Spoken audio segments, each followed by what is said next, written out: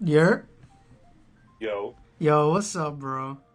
what's up? Bro, Hey. you just had to wait. I had my mic muted. Oh, I'm an idiot. I didn't realize you have all the patience in the world against that Sonic, Oh, but Discord is just like, nah, fam. I'm not yeah. waiting for it.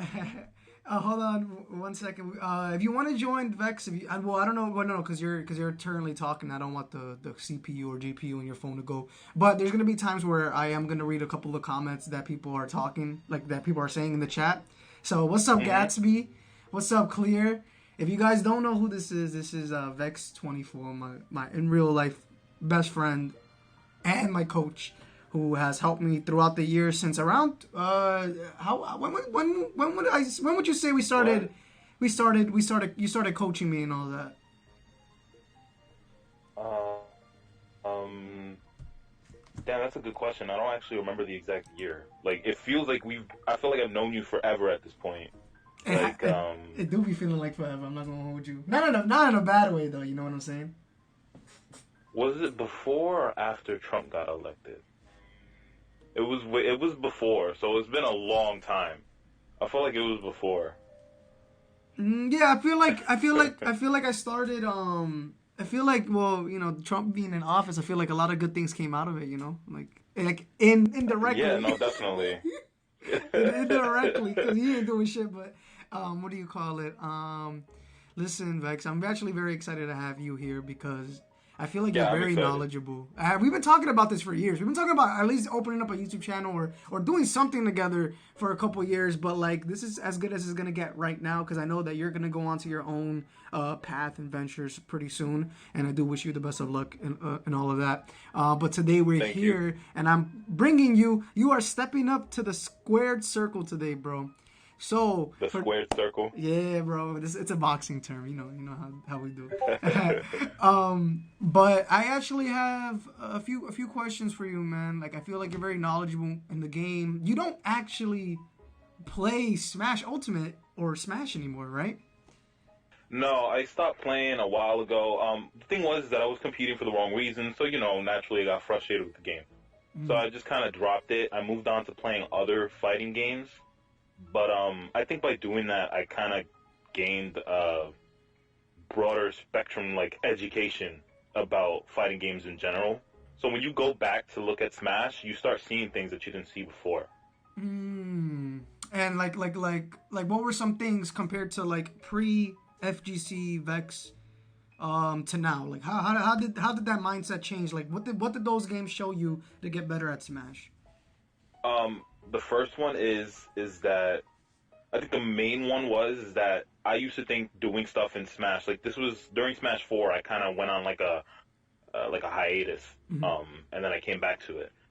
But during that hiatus, I used to think that doing a lot of stuff in Smash 4 was difficult, like technically difficult, like with inputs and everything, execution wise.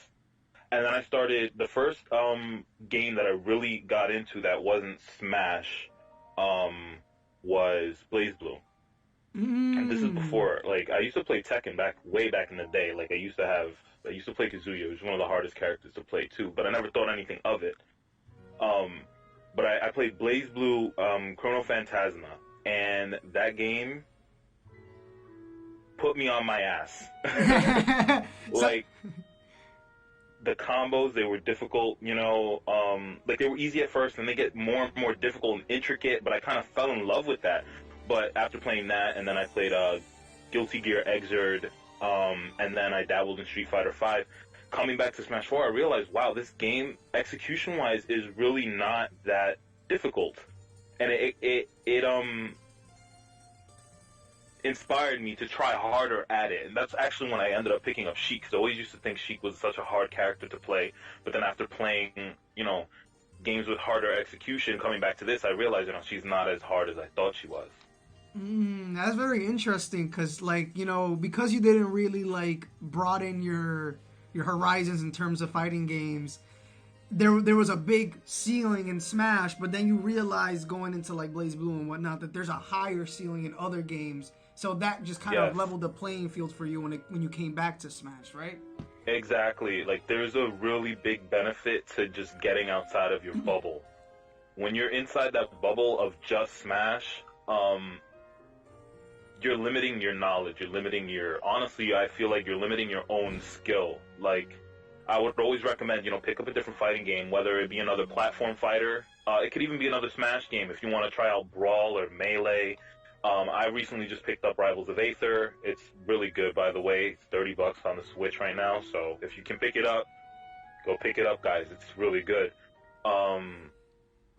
Or you could play a 2D fighter, you could play Tekken, it could be whatever, but, just play it, try to learn a little bit of it, and trust me, you'll start learning concepts from those games that you can end up applying to Smash, because they exist in Smash, and good players know that, good players know this, and good players are going to hate me for telling you this, but good players know these things, and, they just don't teach it the same way you might learn it in other, like, 2D fighting games, or, like, Tekken or something like that, Like, for example, the concept of anti-airing is, it's not even really, when I was playing Smash and I was, like, really passionate about the competitive scene, we didn't really call it anti-airing or air-to-airing, you know what I mean? Mm-hmm. It was just like, if he jumps, you hit them.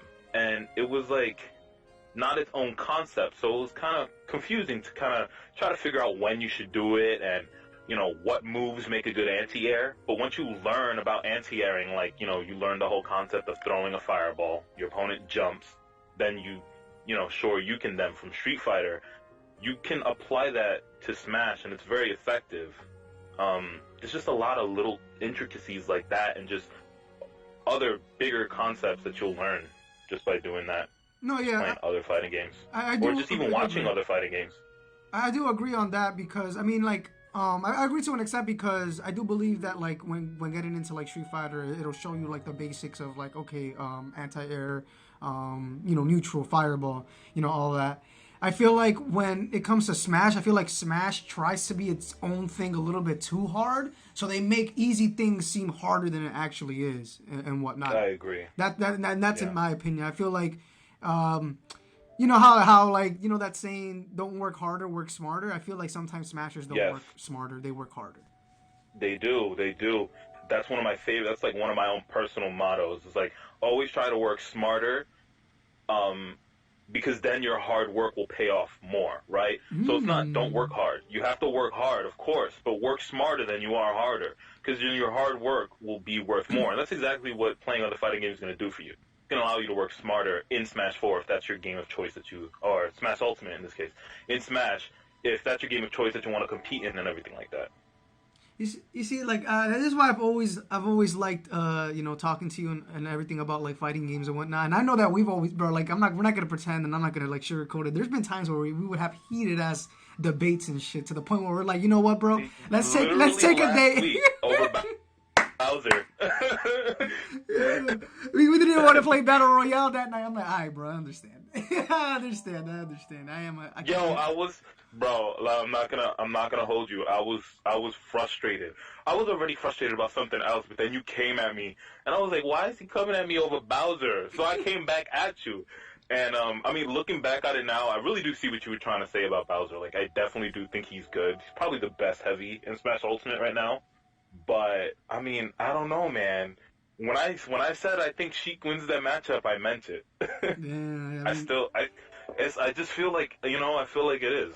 No, I mean, listen. In theory and in paper, and if you come back into Smash, you have the knowledge to like really make. Yeah, you would have to prove it and all that. But I honestly feel like you can't prove it because of like the knowledge, like how, because other people don't. I never really called you Vexxed in my channel. I usually called you either Professor Finesse or sometimes I like let your real name slip out, but they don't really know your real name, so that's good. But like, they probably don't remember anyway. Yeah, they probably don't. But yeah, like, I think it's always been a pleasure just like debating you and then you telling me stuff because like we're very much opposite people when it comes to like the game. I'm more instinctual. I'm I want to say instinctual. I'm more of like a brute. Like I've always said, like if I'm in high school, I'm the jock and like Terrence is, and Vex is the nerd. And I'm the nerd. Yeah. And like, yeah, definitely. And to me, it's always been like that because I've always needed someone to like push it into my head that hey, what you're doing is not right. what you're doing is you're just holding yourself back. And there's been a lot of times where, you know, I'd look at you bummed out and I'd be like, hey, can you watch this match, and can you tell me what's happening in this set, because I can't comprehend it. And then, you know, you'd always be very upfront with me. You'd never sugarcoat things, and I think that's what I like about you, Demo. You're not a yes man. You're definitely have put me in my place multiple times, whether it was in opinions, whether it was in debates, whether it was in a set that I thought I could have won and I blamed the character.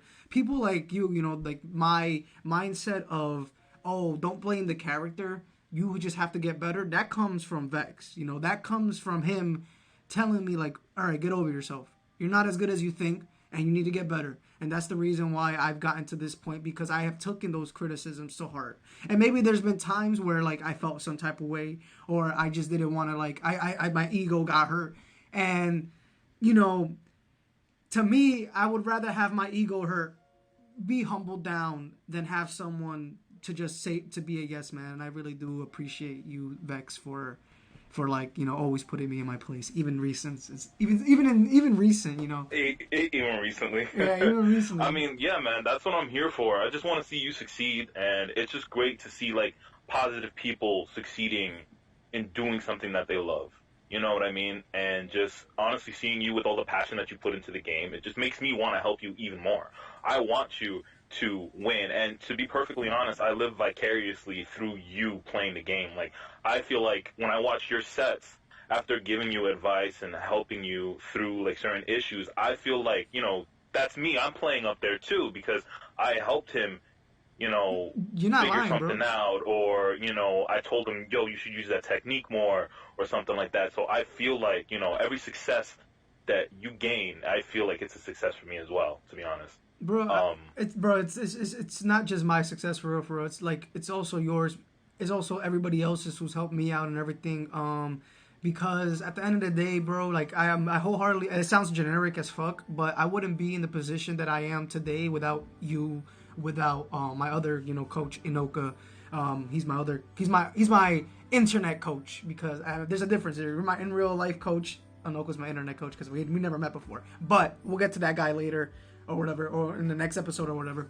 But I feel like if it wasn't for people like you guys, people who are watching right now, supporting, and also Vex, I wouldn't be where I'm at, because, like, I'm so stubborn, and Vex knows that very well. That Oh my god, you're so hard-headed, bro. I am hard-headed. I am hard-headed, and so honestly, like, it's just great, and honestly, I'm very giddy, and I'm very happy just to have you in this episode, because I feel like, you know, a lot of people are like, you could have had Mystery, you could have had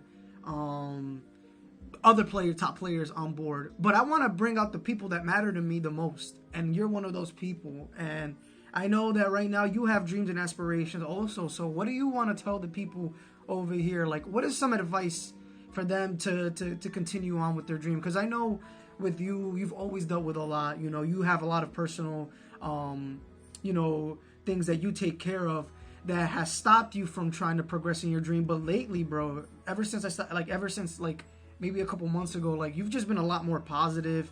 You've just been a lot more willing and more confident to overcome these things, and that to me is amazing, and that to me is a bigger accomplishment that what I've done, because your worst enemy can always be yourself.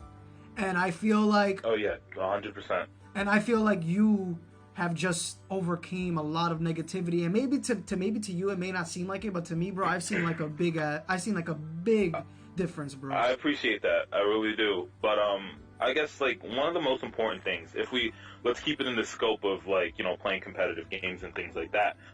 The thing about actually playing competitive games is, even when I say keep it in that scope, it's like, can you actually? Because playing competitive games is almost like lifestyle. You know what I mean? If you want to do really well, that is. I love this. If it's just a hobby,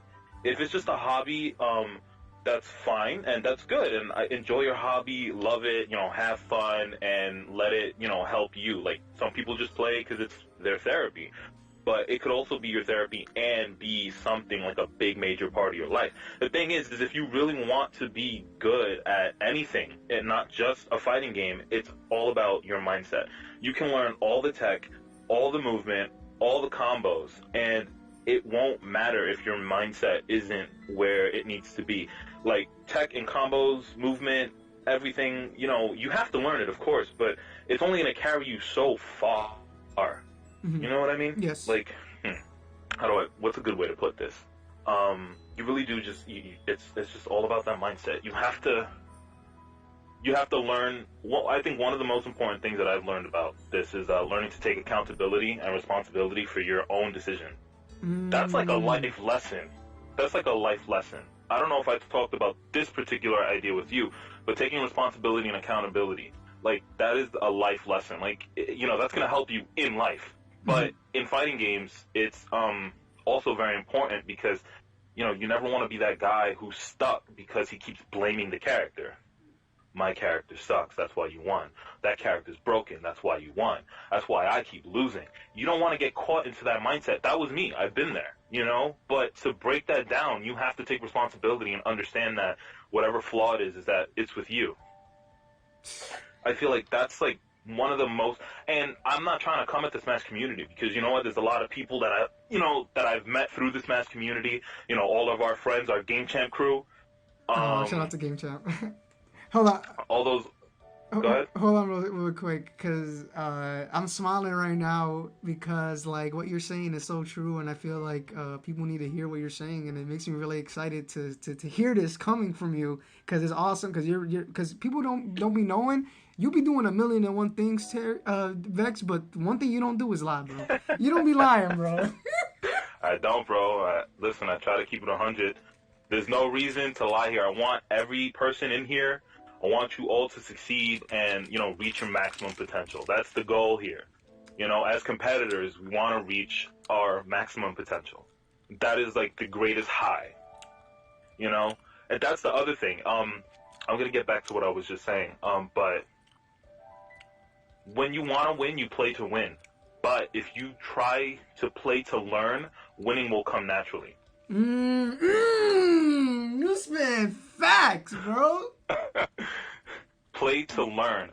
When you play, pay attention to what's going on in the match. Pay attention to what you're doing and what your opponent's doing.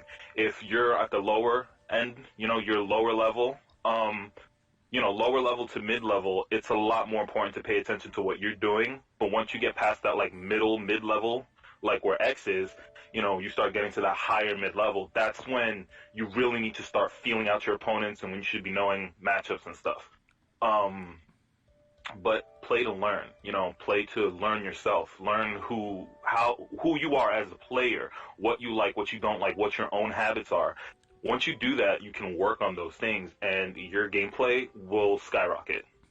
Yeah, I'm telling you, like in a couple of weeks from just trying to stick with that mentality, I went from being the worst in our crew to actually like being a little bit of a threat where they were actually like, oh snap, like this is a challenge now. Like it's, I felt like I was just more fun to play against because I'm not getting steamrolled every time. You know what I mean? I used to be the worst in our group, and the one thing that changed was, well, there was two things that changed. I got a modded Wii U. That helped a lot. And my mentality and my mindset towards the game and how to play it changed. No, I mean, I totally agree. I remember that was around when we went to a next level. That was around, that was around my birthday, right? Was that my birthday when Hurt and we played Twisted and we all got drunk? I mean, there was a lot of those times. Yeah. So I don't remember which one it was, but yeah, that's definitely important. So play to learn, guys. Like just don't stress it. If you're playing casuals, if you're in tournament, I understand maybe you don't have the like the presence during the match because you're really trying to win. That's when you're playing to win. But during casuals or if you're just sparring, with like a friend, you guys are training partners. That's when you really need to play to learn, and go your hardest, right? Like play as if you're playing to win, but play to learn in the sense that you're paying more attention to what you're doing and what you can fix. Like why did I mess this up or why did that happen? Mm-hmm. Little things like that make all the difference. It really does. I think when that mindset that you helped me get to like really put me to like where I'm at right now, I feel like stop blaming my own character. Like lately I promise you, and I'm just talking to you and to everybody watching right now, I never blame Marth. I don't feel like the character holds me back. I never feel like, oh damn, that shit. I mean, there's been a couple times with F Smash where I'm like, come on, that didn't fucking tip her. But I know the nature of that move. It has a really bad sour spot in the inside of the tipper. Right. That it's just like Yeah, but that's exactly, that's part of taking responsibility, though, because it's like, even if you know that a move is janky, if you're going to play that character, you have to accept the fact that that move is janky and expect it to be inconsistent if that's the character you want to play. You take on that responsibility. So it doesn't really matter how crappy your character might be. If you play that character, you have to own it. No, that's facts. And people may not know it, but you're the one that kind of put me back into Marth, right? Oh yeah, that's right. I remember one time, I was at next level. I think you were there, but you left early, maybe. I think I got salty. Is that why you left? I think I got bodied that day. I think I got early bodied that day. That was like 2 years ago. Bodied by who? I think it was during a tournament, right? It was during a tournament. It was during the Tuesday next level Smash, right? Or are you talking about a different day? Was it? No. I think it was on a Friday. Oh, then I was probably most likely drunk. Yeah, I think you just wanted to get home before like the trains went out. Anyway, I was playing Marth against Master Mike, and he's not really a Smash player, but like his fundamentals from other fighting games, like he's an amazing Street Fighter player. He's really good. Oh yes, amazing. Awesome. Like super good. Like that. Like I don't want to go off on a tangent here, but honestly, I feel like Master Mike would be doing better if he played a better character. It's one of the few times where I honestly believe, like, dude, play the tier list at this point. Anyway, I was playing against him, and he was playing Jigglypuff, which is like, I find that character exceptionally annoying to play against. Especially the way Mike plays it. Oh my god, he's like a mini Hungry Box the way he plays that character, I swear. But I started playing Marth. I was playing Marth against him for like maybe 3 or 4 hours, and I felt like I kind of cracked the code a little bit. Like not as much as you have at this point, but I kind of started to get it. It was more about like, where can I put the tipper? It wasn't so much about making sure the tipper, jumping and traditionally spacing, making sure you hit with the tipper every time. It was more like putting the tipper where your opponent is going to be in the kind of like a read. And I remember you were playing Roy and Chrom at the time. Yeah, I was. And I told you, I was like, bro, I don't think Marth is as booty as we thought he was. Like, I think he's better. I think he has potential. And I think it took me a couple of days to get you to really start playing Marth. And like, we sat down on the phone, both of us in training mode. I'm like, try this, look at that, do this. And, now here we are, pioneering the Marth meta. It feels good because like a little bit of my dreams have been coming true lately. Like all my dreams, I feel like I finally am on the road of like becoming a well-known player. I don't know if you know this, bro, but two GG Strides. He followed me yesterday on Twitch. Oh yeah. He was like, "Yo, dude, your Marth is saucy." I mean, I got sauced by Tilde, a really good Falco. He bodied me, bro. Uh-huh. I got to go back to the drawing board and figure out how I'm gonna contest that character because. That was just a different. I just feel like I feel like I couldn't play the way I wanted to, and I have to figure out how I can overcome that and how adapt. So I know where I'm at skill wise and everything, but I wanted to ask you this question: do you think Marth holds me back as a player, or do you think that this character is helping me in terms of like how to play and whatnot? Because that's very interesting. I just want to reply to this comment, clear Paramount, but we can pray for buffs until the final patch. Yes, we certainly can. Marth definitely, I feel like, could use a couple of changes. Not super big buffs, because that's getting into this question you just asked me. Does he hold you back? I would say no. At this point in your Smash career, I don't think that he's holding you back. It could be that, in a year, when you're playing at like majors, COVID's over, and we're playing at majors, and maybe you might want to switch to a character that can help you out in certain matchups a little more. But right now, and that might not even be a fact. You might not ever need to switch off of Marth. But right now, I don't think he's holding you back at all. Like the way you play him, you make him look way better than I ever thought that he could be, and it's crazy, and he lets your creativity flow. And I think that's really important when you're considering like a high tier character. How free are you to play the way that you want to? Yeah, I think Like, like because of his nature of his sour spots and his tippers and how they can complement each other and whatnot. I feel like that's definitely true with exactly. the creativity. Right, exactly. So, I don't think he's holding you back at all. I really think you can go very far with Marth. I really do. I think you can go very far with Sheik also, but how like Listen, listen, listen, listen. it's about to put me in my place. The thing about Sheik is she see, like, remember how earlier you said, that might be the case on paper? That's the same thing with Sheik. She looks good on paper, but then you try to play her, and it's like, oh my god, there's so many things to manage. There's a lot of micromanagement. And, like I said earlier, coming from other fighting games and going back to Smash, you realize it's not as hard. Not with Sheik. Sheik is hard, because not only does she have some pretty, like tough execution to get consistent. Like, you have to learn raindrops, for example. I don't know if you know what a raindrop is. A No. raindrop is basically like you fall through a platform with an up air, right? And only the multi-hit of the up air hits. And then it'll true Mm. combo into a tipper up smash. No, I think I know what you're talking So, about. Yeah, definitely not. Now I know what the name is. I didn't know what the name was, but I knew what you're talking. I know what you're talking about. right. Okay, so it's called a raindrop. The thing about the raindrop is, number one, it's a little finicky. You have to hit the falling up air when you fall through the platform a specific way for it to true combo into a up smash. And it feels kind of different with every character. Like, one character you might have to drift into them, another character you might have to drift away from them when you do it. So it's a lot of little small intricacies that make it feel inconsistent, even though technically once you learn it for every character, it's completely consistent. And then the other problem is that there's another layer to it, is that you actually have to set it up. So you can't, like, how often is your opponent just going to be standing on a platform, wait for you to get up there so that you can fall through the platform to up air them?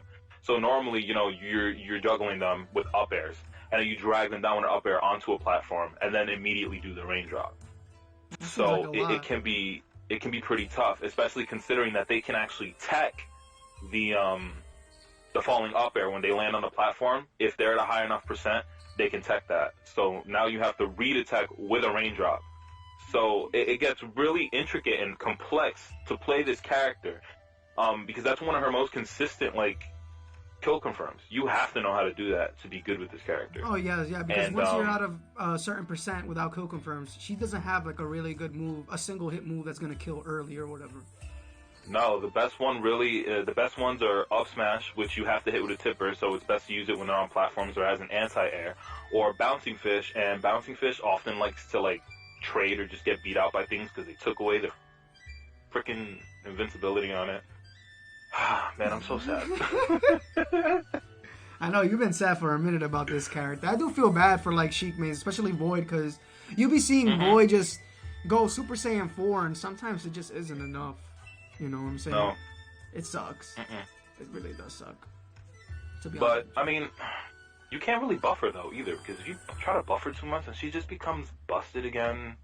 I mean, she wasn't really well, okay, wait. Pre-patch Sheik in Smash 4 was kind of busted. Yeah, she was. I'll Busted. finally admit it. It was kind of busted. I know we used to go back and forth on that a lot, because you were like, she shouldn't have gotten that out of down throw. And I'm like, bro, it's not that serious. It's not even as good as a ding dong. But I can see why I was frustrated, because grab was so good in Smash 4. That's why it was frustrating, because grab was so good. Shield grab was amazing. Ding But dong. now she doesn't get anything really out of throws. Like, she doesn't really even get good combos out of throws. You can air dodge them. The reason a lot of higher level players may not air dodge them is because, she's going to hit you with some of these and some of those, and you're going to take 20%. No big deal. So what's the point of air dodging and losing all your stage control for that, when you can just eat the damage, probably still be on stage, maybe. Depends on the level of the Sheik you're playing. If it's Void, he's sending you off stage every time. Of course, yeah. He's Um, optimizing all his combos. He knows. 100, yeah, facts.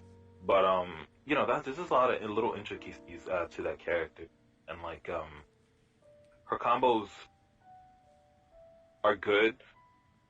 But here's the thing: all those training mode combos that you would see on Twitter for Sheik. You remember when the game first came out? There was all these combos for Sheik because people were like, Sheik's not as good, but then they would be like, hey, but look at this combo, it's so good. Look at this combo, I did 50%. But you know, they're doing the combo on the Smash Ultimate training stage, which has like a really, really, really long flat plane. It's like, bro, you can't do that on a regular stage. So what I started doing was instead of practicing in the training stage, I would go to like FD, and then you would see proof that these combos aren't real. These are like gimmicky Twitter combos. Like they don't work. So I had to try to come up with like new combos that would actually work, and the most damage I could get out of one like a true combo, right? The most damage I could get out of one probably around like 35, about 35 damage. And how many inputs is that?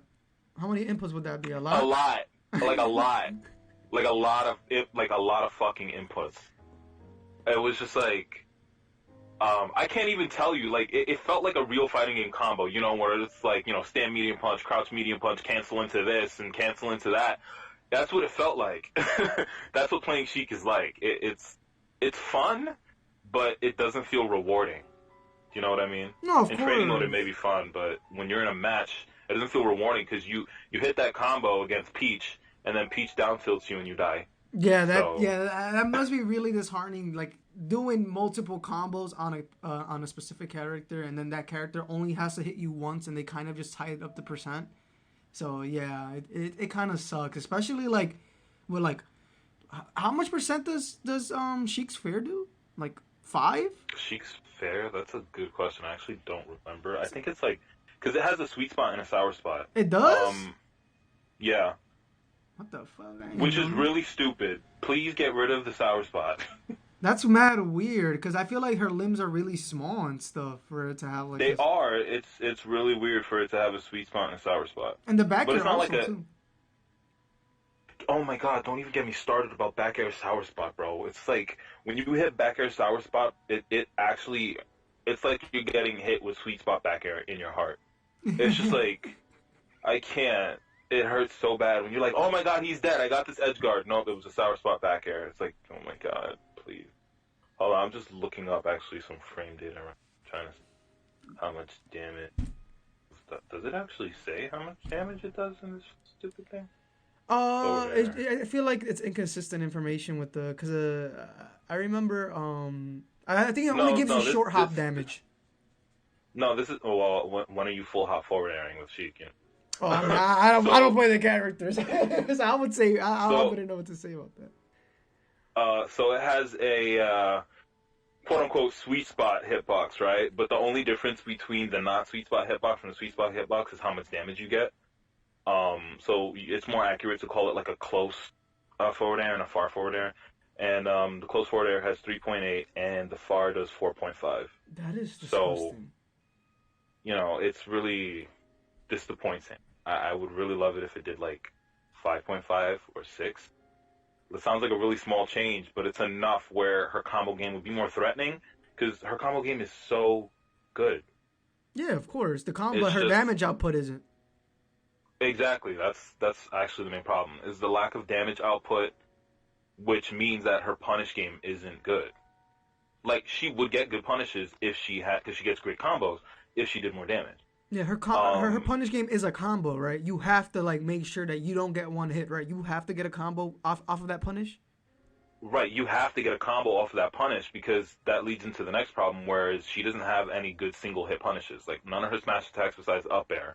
And that's very specific because if they do something on the ground, up air is not going to kill them pretty early. If they do something on a platform, you get an up air, great, you chipper it, they die it, like, really early. Like, you can kill, like you can kill Marth at about 100, 110 with that. So that's actually really good. But yeah, that's one of her main issues. Yeah, her damage output. Yeah, I'd be feeling. Because her recovery is still good, even without the invincibility on up B and down B. It's still very good. Like you're not gimping Sheik unless you're Mario with Flood. You know. The irony is that Void feels the way Vex does about Marth and Sheik, but reversed. Yeah. Does he actually? Yeah, Void does. I never heard I never heard him talk about Marth. No, boy, he said Voy pacifically said he Atlantically, Indianically, and Pacifically said that that Marth sucks. That was his big. That was his intro to putting really? it. Yeah, he says he's bottom 25. What? Yeah. I don't know about that. Yeah, so like. I don't know about that. I mean, listen. At the end of the day, like, all right, no, that's a good segue. That's a good segue to this question. Why do you think top players really don't like Marth at this point? Do you think they just become a meme?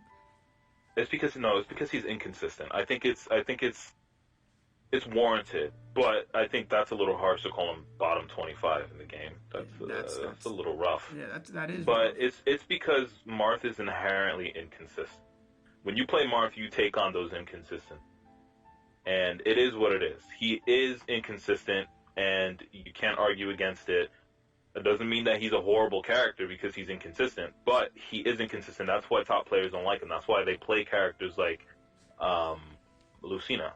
Like, this is why Lucina is better than him in this game, because Marth is inconsistent, but when he does get the tipper, it's almost like the reward isn't as high as it was in Smash 4.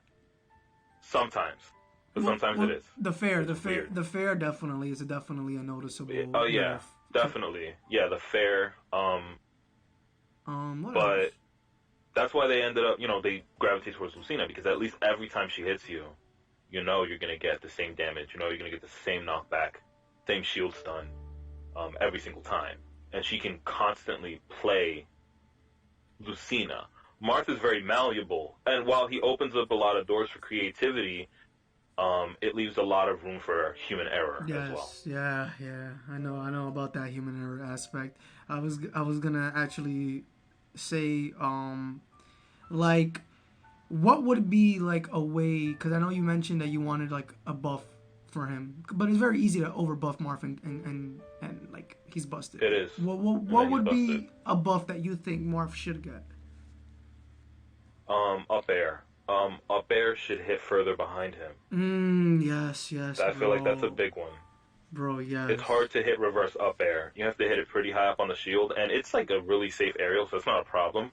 But I was playing just the other day, and I was messing around with Marth, looking for some new stuff maybe I could tell you about. And I noticed that trying to hit falling up air on Pichu is like really hard. It's not gonna. Yeah, you're not. It's not gonna work out. And it's so sad because they tease you with Chrom having that reverse up air hitbox, and it's so good on shield. It is so Very safe, and especially if you space it. And I'm talking more about Chrom because Chrom is more of like you could space with Chrom and also press buttons, which is why I like Chrom. But yeah, I like Chrom for that reason too. Like, I'm thinking about just secondarying that character because he's Fox with a sword, in my opinion. Yeah, he's so good. I liked your Fox too when you played Ultimate. I like your Fox too because I felt like your Fox was giving me trouble when we played versus my Chrom at the time, which was my main at the time. Claire Paramount says the animation doesn't match either. What do you mean by that? The animation of Marth's up air? Yeah, it doesn't. The final back part, like the final like couple frames, doesn't have a hitbox. There's no like hitbox at all. Oh yes, you're absolutely right, and it shows the trail. It shows the hit trail, like it should hit, but there's no hitbox there. That's very frustrating. Like, super frustrating because you think you can hit it, and you just the game tells you no, you can't hit it. Actually, we lied to you. Yeah, that's facts, bro. But, falling up air is so good that you don't want to overbuff it either. You want it to hit behind him, but you don't want to hit too far behind him or have too much range behind him, because that move is actually really good. Like, falling up air in neutral, I feel like is underrated for Marth. Yeah, I think lately, I don't know if you saw it, but I was versus the Samus. And I did like the most non-true combo on him. I did, because lately I've been a big fan of Rising Short Hop up air, right? Because it tippers very easy. It tippers really well. And I did it at the ledge versus a Samus, and the Samus tried to DI away, and due to the Samus DIing away, he got tippered F smash. And I think the combo, I Rising Short Hop up air at 20. He got like 13 damage on him. Then I had tipper F smashed the Samus, and the Samus died at exactly 40%. The Samus just got bodied. That's the thing that I feel like makes Marth better than what the top players think he is the fact that he has the ability to do things like a falling up air into an F smash and combo it. Lucina can't ever do that, and it kills. Yeah. It won't never kill. Those type of stuff won't kill unless they like really bad DI and the person doesn't know what the fuck they're doing. But yeah, I definitely agree that her kill confirm percents are a lot tighter. They happen a lot later. So like you know that saying that MKLeo says like 15 hits and they're at death percent with Lucina. I kind of I do agree to an extent, but I feel like the meta has evolved so much that other players have been like considering dropping Lucina. You know who Proto Banham is, right? No, I don't think so. He's like Japan's best Lucina. And he recently made a tweet saying that he hopes that Lucina gets buffed for like more knockback on her attacks and stuff. Fucking, I don't know why he thought that would go well, but like, damn. I think people are starting to realize that they're reaching a ceiling that they can't break because of the nature of how Lucina plays. Like, yeah, the consistency is great and it's gonna take you far, but when you want that little extra push and you feel like you plateaued, I feel like it's gonna be easier to plateau with Lucina than with Marth, in my opinion. I'm gonna say it. I think I agree with that, because here's the thing about Lucina, and this is an important thing with all characters fighting game. She has no bullshit. She has no bullshit that she can just throw at the opponent, like really, like, shady shit. Like stuff that you might call unfair, but it's not really unfair. It's just like, wow, what was that? It's like, if you ever watch Dragon Ball FighterZ, Z, for example, characters who don't have the capability to either give another character a 50-50 mix-up or be able to perform a 50-50 mix-up by themselves or even with the help of another character, it usually places them lower on the tier list. Schmicks, as we call it. Can they mix you up? That's a really important aspect in Dragon Ball FighterZ. In Smash 4, it's not specifically mix-up, but I guess what we can call it is the smash factor. And the thing about Lucina is that her smash factor isn't like super high because of her consistency. She's really simple. She's really simple and basic. And that's why people gravitated to her in the first place, is because this is a new game. We're not sure what's going on. This character is already good and she's easy to play, so that's why she was rampant. But she doesn't really have any, she doesn't have any bullshit. Like Peach, she, do 0 to 80 just for making one mistake. Pikachu, did you want to recover? No, actually, you don't. Like, you want to go to sleep? I bet. Let me just go over there. Bet. Like, here, take a nap in the blast zone. What's another character who has some shit? Marth, Tipper Dance. Oh, like Roy. Snake. Roy, oh my god, jab to back air is so stupid. Have you seen... It's so good. Have you seen double-edged... jab into double-edged dance? Oh my god, bro. Yeah. He has a lot of true combos, and then he can burst you down. Roy and Crom, they can both burst you down. Clear Paramount says Shulk. Yeah, Shulk actually has a lot of shit, too. I feel like he's better than people give him credit for, but he's one of those characters that's like a late meta character. Like, he's harder to play, so, like, you start seeing him more the older the game gets. Hold on. Curiosity Man told me the term for jab to double-edged dance. It's called Jide B. I hate those things. Jide B. Jide B. That's fucking hilarious. That's kind of funny, man. But yeah, like Lucina doesn't have that smash factor, in my opinion. And Marth has that in the form of his tipper. It makes him inconsistent, but he could also kill you at 50. And that's kind of what Smash is all about, isn't it? Like, it's can you Smash get... is a... Oh, my bad. You can go, bro. Huh? Yeah, you can go, bro. You go first. I was just going to say, Smash is kind of like a janky game by nature. So, characters that can take advantage of the nature of the game are generally better. I feel like Marth suffers and benefits from it. It's a double-edged sword, if you will. No, yeah, because it's like you were saying before, it's more of like, can you get good enough to get that jank consistent enough, aka Marth side B or Marth's tipper F smash. Are you good enough to get those consistent enough for that character to be rewarding or good enough? So I think yeah, but you see, I think that's why top players are so like hard on Marth, because it's like, that's the key word. If you're good enough to, right? So you have to be good enough to do that, which makes it kind of like a gatekeeping mechanic in a sense. But at the same time, it's like the way that I like what with Master Mike. You know, if you're so good that you can beat all these players with a crappy character, if you played a better character, wouldn't you do better?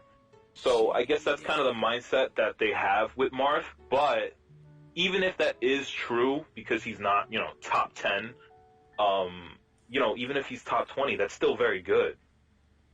I feel like that's very good in a game that has like 70 characters. That's what I'm gonna say. Of course. I personally think Marth is low of high tier. Definitely low of high tier. I could see that. I could see that. I think being bottom 25 or anything like that, or being like mid tier or low of mid tier, I think that's just ridiculous. I think that's just really like that doesn't make any sense to me.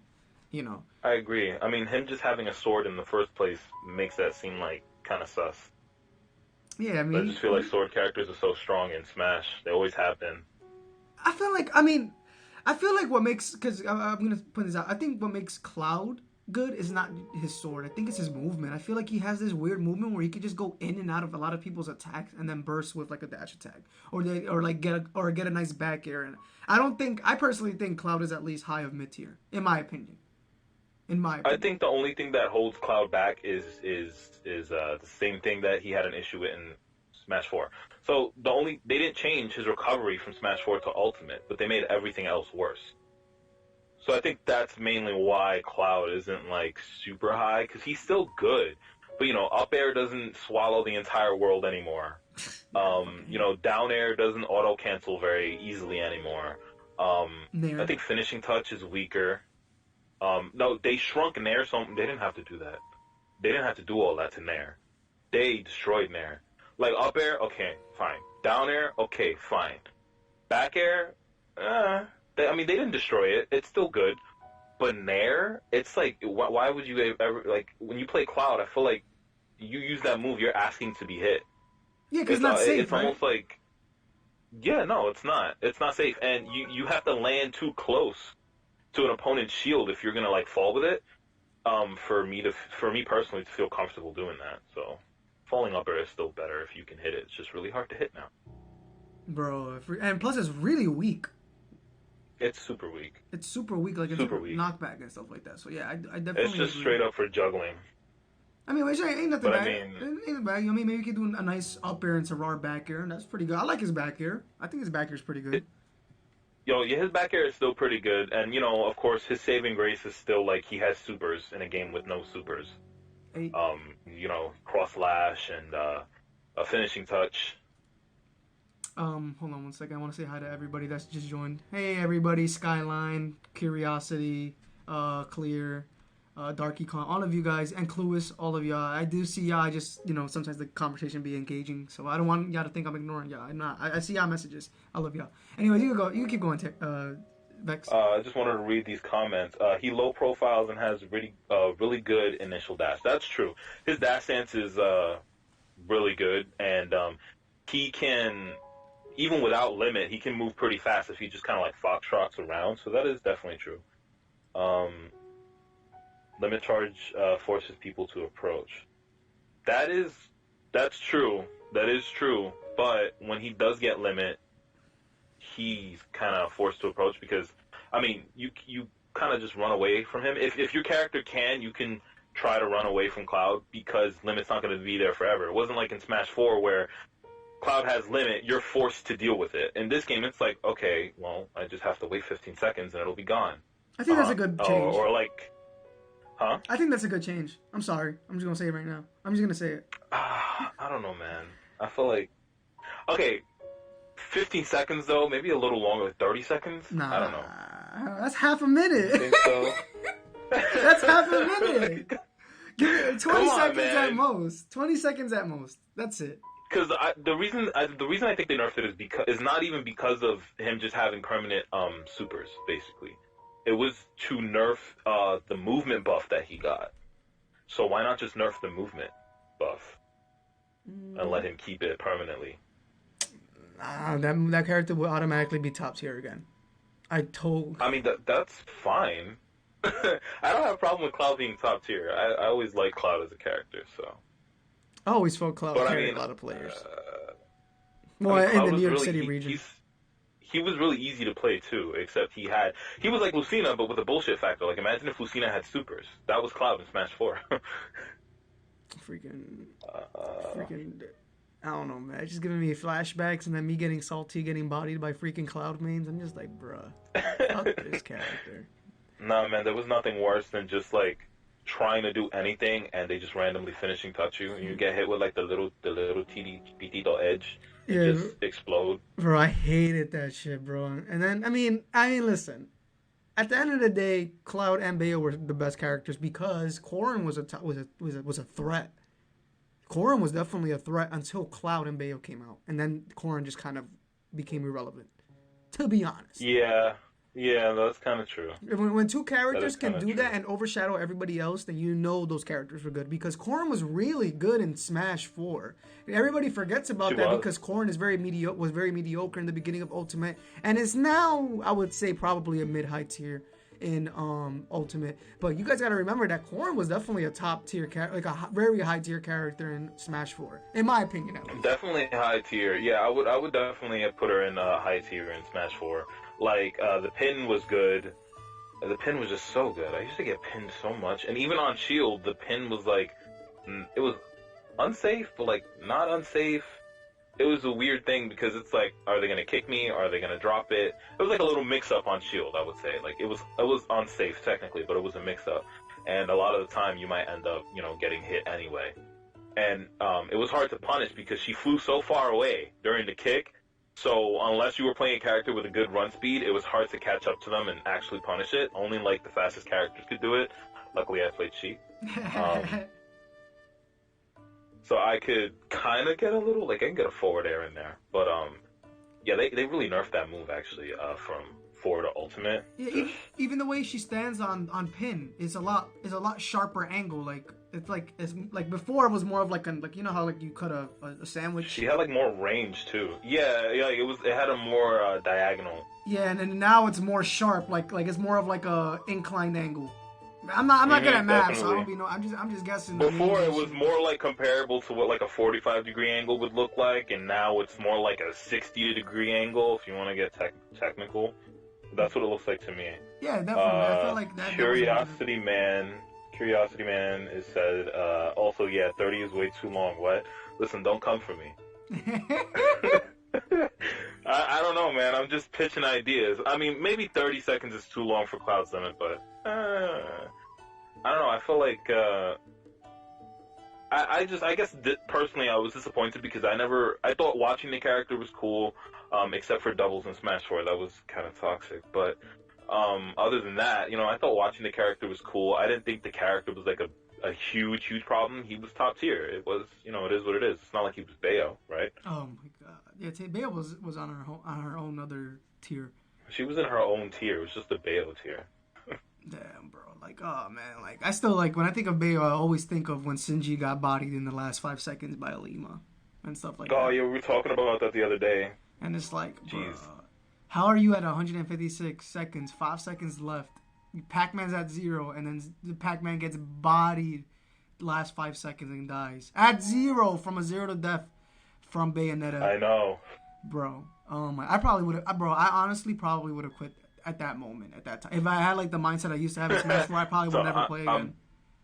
Yeah, no, that's funny because when Bayo started running rampant, it was around the time where I started trying to change my mentality, and one of the things that I learned how to do and practice really hard since our friend Twisted was a Bayo main. One of the things that I was practicing was SDI because that's how you won that matchup. SDI.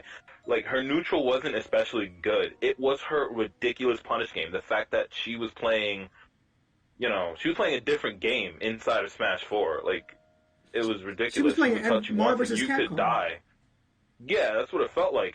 You would just die, like 0 to death straight up. And if you couldn't SDI, you would probably die. And if you couldn't play the neutral against her, you would end up in a combo. So you really needed to be super careful and, like, try to out-camp her. Like, trying to out-aggro her left you open to, like, any one mistake could kill you. unless you could SDI really well. But you know, as you got up in levels, better Bayos could actually like read your SDI, see where you were going, and continue the combo and kill you anyway. Yeah, fuck So that character. yeah, seriously. I'm Oh being my honest. I'm gonna god. be honest with you, and I'm a little toxic. X is coming out for a bit. Where are all these players? Oh, where are all the Bayo players in Smash Ultimate? Listen, They ain't nowhere. listen. They ain't nowhere. I'm gonna say it. They're not anywhere. I Salem know. got bodied by Bale Leffen. Bale was so good. Bale was so good that she definitely carried. Like, I don't like to say that characters carry because every character carries their player in some way or another. That's why you play them. Mm-hmm. But Bale was like, if you could play Bale, because I tried to play Bale. I'm a tier whore. I tried to play Bale, and I just couldn't. I couldn't do it. It didn't feel comfortable. It was like putting on a pair of shoes that didn't fit right. Right, But right. It felt like she had she was stiff, right? You know what I'm saying? Everything felt kind of yeah, stiff. I didn't know how they got the fluid combos like they did, and I practiced it like for 2 weeks, and for some reason I just couldn't wrap my head around it. Maybe subconsciously I just really didn't want to I didn't want to be that guy to play Bale. That's why I couldn't do it. I don't know, but yeah. I mean, she definitely carried, man. She did. She OD carried. She OD carried the fucking Smash 4 meta, bro. And it sucked because Sakurai was like, oh wait, nah, I'm not gonna do no more pat nerfs. And bro, she got nerfed to the ground at one point, and that didn't do nothing. Oh yeah. That didn't do Yeah. nothing. Like in the early builds of Ultimate, right? They nerfed her a lot, and then like you were still seeing like clips of her doing like 0 to death, and they were like, I think she's good now. Nope. I think she still has I think she has the potential to do really good. I know a couple of good Bayo mains like Purity and all them. Purity, oh my fucking bro. Purity gets one combo on you, bro, and he's tacking on like 40 damage on you, bro. You're not getting out, no matter how good you are at SDI and shit, bro. Like, it's like, you may not be the 0 to death anymore, but it's like 0 to 40, 0 to 50% now. Like, it's scary. Like, no more buffs for that character, please. Please. Yeah, no, definitely. I feel like that's definitely a good punish to get. But I think the thing that holds her back was the same thing, like, in Smash 4, is that her neutral actually wasn't that great. It was all about punish game. Yes. But now that she's not killing you outright, or, you know, it's just, like, not as good. Skyline asks, does Vexxed main Sheik?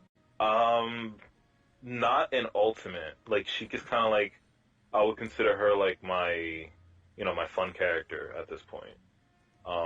I don't know. It just, like, she doesn't fit the way I want to play anymore in this game. You have to play a very specific way to make Sheik work if you want to compete with her now. So, right now I'm looking at Zero Suit Samus. Oh, yeah, we're talking about that the other day. We were talking about how you wanted to become Zero Suit Samus. That's dope. I would love to have a really good Zero Suit Samus as a sparring partner.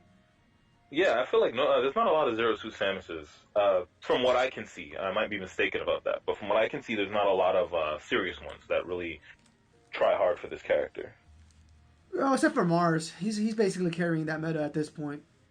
Oh, definitely. Like when I wanna learn new like ZSS stuff and like watch some good gameplay, learn some tricks or something, I definitely observe his his matches and stuff, and he's actually a pretty good streamer.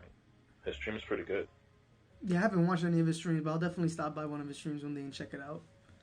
I'll definitely do that. I don't really watch a lot of like streamers except unless it's like one of those like I go for the personality more. Like I like Gintech. That's been that's like somebody I'll definitely watch 3-4 hours because he engages with you and he's awesome. He's an awesome streamer and stuff, and he's a good guy. My Mexican brother. But yeah, when I want my ultimate fix like competitive wise, I'll probably just go to tournament for that. To be honest with you. I like Gatsby and all that. Gatsby's an incredible... The one I told you about, the Captain Falcon I told you about. Yeah, I watched that set, man. He's really good. Yeah, like yeah. His Captain Falcon, I was scared for you watching that set. Like I was scared, man. I was watching that set. I'm just like, oh my god, this Captain Falcon, he's moving.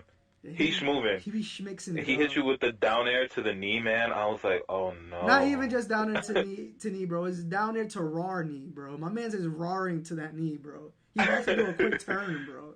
That should be. I was like, yo, I can't. One hit and I'm fucking done. One hit and I'm fucking done.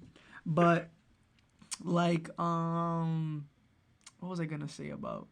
I forgot what I was gonna say, but Clear said that Mars he says he roasts everyone he plays. Yeah, freaking Mars, he gotta go eat some fucking protein or whatever, man. That man is brolic. That guy is fucking humongous. I don't know if he's still brolic, but yeah, man. I don't know about that. But when it comes to like Smash and it comes to like fighting games, I always liked how you said that if your life isn't really going well, then you're probably not gonna do that good in terms of like fighting games or Smash. And I feel like that's very true. I honestly feel like it's very true because when I was in a very low point, I felt like I was just getting bodied all the time, and I hated playing Elite. I would slam my controller and stuff. And Elite does that to you. Like, you may not do it in tournament because in tournament you're more like, yeah, that makes sense. This is offline. There's no bullshit. But when you're getting bodied by like a Samus in Elite Smash, bro, yo, that shit be, oh my god, bro, I be getting mad. Like, I get mad from time to time. I'm not gonna lie to you, No, bro. internet interference is a big like rage inducer. I've been playing COD Mobile. I got pretty good in a short amount of time, but there's so much bullshit that you have to deal with just because it's an online exclusive game. You can only play with people online. Even if you're right next to somebody, you both have to be online to play. So there really is no LAN technically in that game. I guess just the closer you are, the lower the ping. But there's nothing Obviously a worse lot than of playing a facts. game and you're trying to play a game and you're so close to winning and then suddenly, one of your teammates or someone on the other team's ping spikes super high and they're teleporting all over the place and you're just like, bro, what? You get desynced and you're trying to abuse Peeker's advantage, but it doesn't work for you because for some reason their bullets are hitting you before you can realize that they're hitting you, and oh man, Yeah, it's yeah, annoying. no, It's playing annoying. online is just it's really annoying. But the whole thing about it's not necessarily about if your life is not going well that you won't play well. It's more about how are you handling the issues. You know what I mean? How are you handling the issues in your life Mm. that could hold you back? Do you know what I mean? So if you let the negativity in your life make you toxic, well, that's going to show in your gameplay. That's facts. There, it's all about overcoming those kinds of things. Like it doesn't matter if you struggle with mental health issues or maybe maybe you're just broke. It doesn't really matter what it is if you can set your mentality to working through problems. You'll do just fine, definitely. No, I definitely agree with you, and it's always really cool, you know, just showing like how much you've influenced me because I'm pretty sure a lot of the oops, my man's just dipped on me. My man said, "What? You want to say something heartfelt? I'm dipping." Oh, his phone probably died. Oh no, I'm fine. You good? You Oh, good? we just got Yeah, we got disconnected for a second here. But hang Yeah. on. Actually, Curiosity Man asked you a question. He said, "X, how do you feel about Smash 4 Sonic?" Uh, if I'm being honest, I unironically think the only character in Smash 4 better than Sonic is Bayo. Oh, you really think that Smash 4 Sonic was top tier? Like second best, third best?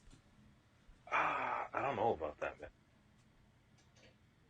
I mean, yes, you know what it is that he played Smash 4 really, really well. Smash 4 was more campy, grab heavy, and like Sonic was good at that. He would camp you, hold his shield real tight and snugly when you tried to approach him, and then she'll grab you. And like he was playing Smash 4 really well, but I don't know. I couldn't say because I don't have like enough insight on it because there was quite a few Sonic players, but I don't feel like he was ever rampant as like most top tier characters are, where you see them in every single, you see them all the time at all levels of play. That's my personal opinion. I might be wrong. You may have a different opinion on that. What do you think? Um, I mean, it's neither here or there at this point. Smash 4 is over, and this is the new meta in Ultimate. So I don't really think about Smash 4 anymore. I feel like most of my Smash 4 memories are very toxic due to like how I hated Yeah, Donkey I agree. Kong. Bro, do you remember? People don't know. God. People don't remember my bro, because now I have a new rivalry, which is like it's more of a one-sided rivalry because the rivalry's more like, can I beat Gatsby? At this point, it's more one-sided with me because I can't beat Gatsby yet, but I know I will, and I know I can overcome that, and that he only makes me better, and I feel like I make him better in return, which is going to be harder to beat him because he's always going to try to edge it out. I just have to do it better and edge it out faster than him. But that's neither. But I'll talk about that next time. Maybe I'll get Gatsby on board in one of these episodes. But my first rival was a Donkey Kong main, and you were there to witness the matches and the sets, bro. And yeah. Oh boy, man! Like that literal steam used to come out of your ears, but I totally understand it because not only was Donkey Kong an annoying character in Smash 4, like it was definitely the kind of character that can make you rage if you don't, like woosah and just like zen out. He also was the kind of person who would make you rage. Yeah, because like. He was arrogant and like, I'm not talking shit about him because, we're cool and everything and we still hang out. We still play Smash, before the whole COVID thing. But he's definitely arrogant. He talks a lot of smack and the way he plays, it's just like exuding like Chad energy. Yeah, so he's so confident. It was so hard to crack him. So hard. I mean, listen. At the end of the day, though, oh well, I don't know if I should talk about it. Maybe I should save it for when I invite Hurt to the podcast. I have to get his number. I don't have his number or anything like that, but I'm gonna have to get him in. I want to get everybody from Game Champion, from Twisted. You're the first one up. Thankfully, you're the first one because like it's already a great podcast or whatever. But I want to get everybody from Game Champ. But I want to talk about like how opposite me and him were from your perspective because me and him were very much opposites in terms of our play styles, in terms of how we went by things. Like, there would be times where I talked to you, because we didn't really talk a lot around that time, but we, if we were next to each other, we would definitely discuss and talk about Smash and stuff. We got closer towards, like, 2016 and stuff like that, or 2017, but around that time... 2017. Yeah, like, around that time, like, there'd be times where I'd tell everybody, like, hey, I just finished... probably played like 60 hours this week, and then Hurt comes out of nowhere. He goes, yo, I haven't touched this controller since last week, and then fucking proceeds to win the whole tournament, and you're like, what the fuck? Like, why is this guy able to only play once a week and still beat me, or like take me to last hit last stock? Because in reality, bro, those are some of the best sets I ever had. Those are some of the best sets I've ever had, in my opinion. It still gets me excited thinking about it, to be honest with you. It gets me very excited. I don't know, playing against him is definitely like it could be nerve-wracking, right? But when you beat him, it feels like a real accomplishment because he puts his hand on a controller and picks up a character and figures them out real quick, and then he's reading you constantly. So beating him, it definitely does feel good. Like, he was definitely had like that virtuoso to the game type deal, Yeah, he could have gone really far, to be honest. He could have. He definitely could have. Faster than I ever could, because. I'll get more in detail in the when I bring him on board to the podcast. So everybody stay tuned for that podcast. I'll try to make it maybe next week or maybe within the next month. I'll try to get him in the podcast. But little known fact, I was going to Xeno back when Xeno was still new. I had probably gone to like 30 of them. Probably was going there for like a year straight. Never beat a top player. Always lost to the top players. Never made it past round 2 or 3. And here comes Hurt.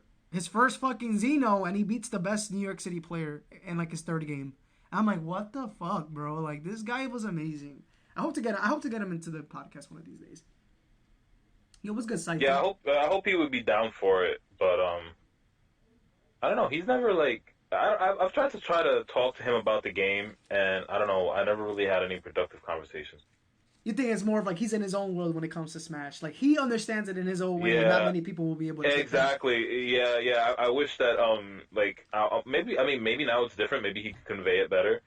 But I don't know, man. I really hope that he's willing to come on so we can get a little bit of an insight into what the hell was going on in his head when he ding-donged you. Yo, bro, that'd be so fucking dope. Especially if you were to hop on board in the Discord too, and we all catch up, have a beer, whatever. Have like each of us have a beer, like in the crib and shit. Like, that'd be awesome.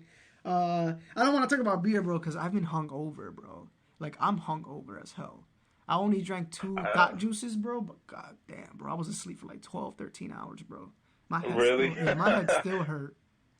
And what's good, Cypher? Oh, How you doing? How you doing, homie? man. Listen, I gotta have a lot to get like a crazy hangover. Like that night that I drank half the bottle of bourbon. Yeah, you That's when I weren't got a, drunk. You weren't even huh? drunk. You weren't even drunk. I was definitely drunk. I just don't get sloppy. Okay, I get slapped, bro. I be getting mad emotional, bro. I be having Mexican banda music Oh no, playing in the background and shit. I definitely get low key emotional, but like it's like when I'm drunk, I'm like, I don't know. I guess maybe because I pace myself better. Because I've definitely been. I learned my lesson. This is a little story time. Okay, story time. All right, cool. When I learned my limit, this has nothing to do with Smash, by the way. It's just fun. I learned my limit. I was about 19, I believe, and I went and I had someone get me a bottle of Smirnoff watermelon. I do not condone nor endorse underage drinking, kids. Don't drink. Yes, don't drink. Um, so yeah, I went and I had somebody get me a bottle of Smurf watermelon, and I was with my friend. He was like one of my close friends at the time, and we went to drink in a little like we call it the black top. It was basically just like a tar black top with like kids would go and like put chalk on it, and it was like had nice cool like designs on the ground or whatever. And so we went there and just to drink, but I didn't really know how to drink. And I just started drinking. I started taking shots right from the bottle. And, my friend would take a shot, and I would take a shot. And I would take another shot. And then my friend would take a shot, and I would take 3 shots. And I started getting really fucked up. Really, really drunk. And he kept giving me the bottle. He did not care. He didn't care about my brain cells. He didn't care about my liver. And I got so messed up, bro. When I tell you, the world was like, it was wobbling back and forth. I'm talking about I was on a seesaw. It was crazy. I've never been that drunk again because I learned my lesson. You turned around and you saw Popo and Nana right there next to you? Bro, I was getting wobbled. My man turned around is I'm like, what the fuck? Yeah. What is going on, bro? Let go of me. Fortunately, I didn't end up in the blast zone. My friend had to basically carry me home. I could barely walk. So I was mostly like leaning on him. I actually remember the night fairly clearly. It's like a curse that I have. No matter how drunk I get, I remember almost everything. And I vomited behind a car in front of my house for about 15 minutes. Still talking shit about how I wasn't that drunk, mind you. Like blowing big chunks behind the car, and I finally made it upstairs and just passed out in my bed. And since that day, like I cannot drink Smirnoff watermelon at all. That's like a mental just thing. Straight up. It is. It like if I smell Smirnoff watermelon, it smells like straight up vomit to me. Ugh. Yeah, I'm not a big. Well, you know me, bro. I don't like to drink. I don't like to overdrink. But you know, like my stories of like when I got drunk and I fucking threw my phone away. I remember where I threw my phone away, bro. I put my phone, bro. All right, this was my logic. All right, this was my logic that day. We got drunk. This was during Vex's birthday. Oh my god. And we're all like getting away from like Next Level. So Next Level is a place where we just meet up every Friday. We used to meet up pre-COVID every Friday, and grab beers and just play Smash. Great fucking Friday night. Other people like to go clubbing. Other people like to go to the bar. Nah, I like to smash the homies with beer and stuff like that. Take that how y'all want to take it. But it was like 3 a.m. because that venue stays open so late on Fridays. Thank God that venue stays open so late. So we're all fucked up, and like we had I was pretty fucked up because we had like 2 bottles for Vex's birthday. And my logic was, okay, I'm gonna get a chicken and lamb gyro. But I'm not gonna put my phone in my pocket because I have shorts on, and I always lose my phone when I have shorts on. Because when I put them in my pocket, the shorts don't have deep enough pockets and it falls off. So I'm like, you know what? Let me put my phone in this plastic bag that has my halal food, and let me eat my gyro.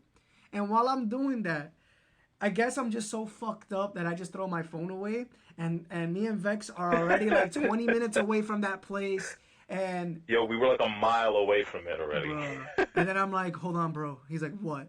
And he knew something was up because the way he said what was, oh God, what happened now? I'm like, bro, I lost my phone, bro. I don't remember where I put it. And I try to look Yo, for that's it. the exact tone of voice that you use. That's how I know something's wrong. He'd be like, yo. I'm like, oh my God, here we go. I mean, but was I lying though? Every time I wear shorts, I lose my phone. I didn't, technically, I wasn't lying. Technically, Man's new. He put it in the bag. We went to Dunkin' Donuts because I had to go big bathroom. Yeah, And while I was in the bathroom, the phone got thrown away apparently. yeah, Yo, I felt bad, but like I'm not gonna lie to you, that's some funny shit. it is funny. Listen, look at it now. It's funny. It's funny. Listen, it's funny. I'm not gonna fucking pretend it isn't because it's fucking hilarious. Oh man, it honestly is. Definitely, man. Now we had some great times, especially like just knowing each other. Like it's just so like it's so funny how you and me like really got like you're like one of the you're the closest friend that I have in terms of like the game champ. Of course, there's Twisted, right? I love Twisted to death. That's my little brother. But like just knowing that we didn't really talk back in 2015 and like moving to Brooklyn at around that time, I was very depressed. I was eating a whole bunch of food. Like, bro, remember I gained like 30 pounds from 2015 to 2016. And I remember being very sad and shit like that. And I didn't really like Brooklyn. I didn't like the home. I didn't like it. But then I look back at it now and God, man, those are some of the best days of my life. Being with you guys and playing Smash every Sunday, bro. It was pretty dope when we would like every Sunday, and then every now and then we would come over to your place and we would get around a big TV and just talk around and Smash. And I remember that, man. Those were good times. Those man. were really good. I miss you living so freaking close. Now this is like a long distance relationship. I didn't sign up for this. I mean, listen, at the end of the day, you know, I could definitely go visit you now. I mean, unless you're not comfortable with it because of COVID. It's always, you know, lately it's always been because of COVID. And, you know, obviously, you know, we all have loved ones that are older, so we try to be safe. But listen, bro, you already know that, bro, we fucking hung out, drank, smoked a cigarette in fucking 20-degree weather. Remember that shit? That was That was fucking cold that day, bro. Don't smoke cigarettes, kids. I don't smoke cigarettes no more. Yeah, we don't condone smoking here on this podcast. Like, yeah, we don't do that. Don't do it, guys. But that was like 4 years ago. So I was a young little fucking kid who fucking thought he was cool for smoking fucking cigarettes and shit. So I don't do that shit no more. But yeah, same. What do you call it? But yeah, like honestly, Vex, those are like some of the best times of my life. Like, you know, meeting up in Game Champ.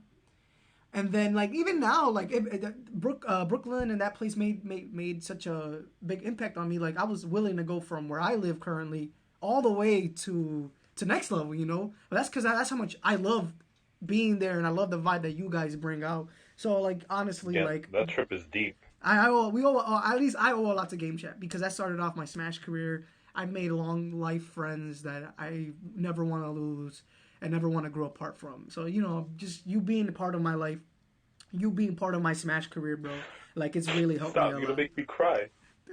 I already cried yesterday. I don't have no more tears. I don't have no more tears to end this year. I'm not drunk. I'd be mad embarrassed. Because there was like 30 people just watching, and they were like, "Oh no, don't worry, man. You're not a little bitch, man. You're so real. You don't have a mask." And I'm like, "Bro, I'm crying like a little bitch in front of mad people I don't know."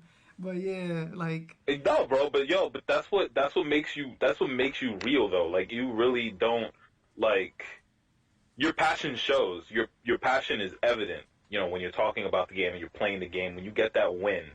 And you feel that success, like it comes out. That's your passion. I respect that. I don't think that makes you I don't think that makes you a little bitch or nothing like that. Like real men cry. Like that's it. I think you're a plunk. I think that's what you are. I'm not sure what that means. Plunk means you're an idiot. So be a good little plunk and get back in line. Okay, I love that. I was gonna say I ain't no bitch, chef. That's what I was gonna say. I was gonna say I ain't no bitch. Curiosity Man is very curious. He says, X, how do you feel about me, Brawler, and Ultimate? I want to hear your thoughts, Vex, first, and then I'll say it because I have a few really like Okay, unpopular I opinions. have no competitive. I have zero competitive experience against the character, right? But you know, our friend Brian, He's a me brawler. he he plays me brawler. He does. Oh, Brian. He plays Kirby and me brawler. I cannot stand playing against me brawler. It is so annoying. Like I can't sit here and say whether me brawler is good or not. But for me personally, playing against me brawler is one of the most annoying things that I have to do. I hate shot put. I don't know why it always hits me. It's so slow. It's so easy to like avoid. I feel like, and he can only throw it in one trajectory. Like it's not even good as piranha plants. Oh, the But it Patuya. always hits me. It's like it hits me. I DIN. Excuse me, and I get hit by the next one. My man says double shot putting you, bro. That's crazy. That's crazy. It really is crazy, man. Well, what do you think? You think it's a good, me brawler is a good character, or I think that character is a sleeper. I think he's definitely high tier, personally. you think so? Yeah. I think because there's Mario, same thing with like, Marth. Marth is a high tier. But because there's Lucina, people are gonna think he's not that good. But I've met a really good player. He's my you gotta meet him one day. It'd be really nice to see if you guys could conversate for a bit. My internet coach, Inoka. Mm-hmm. Um Anoka. that's his name. Inoka plays a fucking disgusting me brawler, bro. I'm telling you right now, bro, that fucking me brawler is disgusting. Cause he has so many buttons that he could press. He has a grab confirm combo, which is down throw, I believe, or up throw to up B, bro, and that kills and shit. That's as long as you follow the eye, it's gonna kill. And like I think the fast tilts and his low committal options, like he's basically Mario. So what you see with Mario is what you get with me brawler, but me brawler has his own flair because he can switch his moves. And if you make a move set that's busted, I could definitely see me brawler being low of high tier, personally, or high of mid tier, I to be honest. I could respect that. I could respect that opinion because I would say that, like, yeah, it's me brawler is definitely most comparable to like Mario. He's a brawler. So I can see why like if you might not have a fun time getting comboed by him. I do know that like his aerials are actually pretty fast.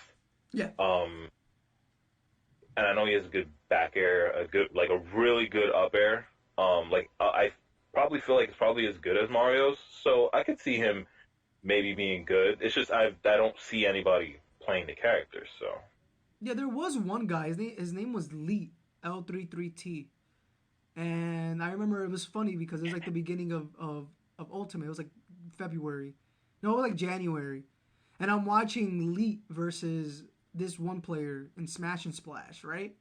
And hmm. as I'm watching the gameplay, I'm also playing.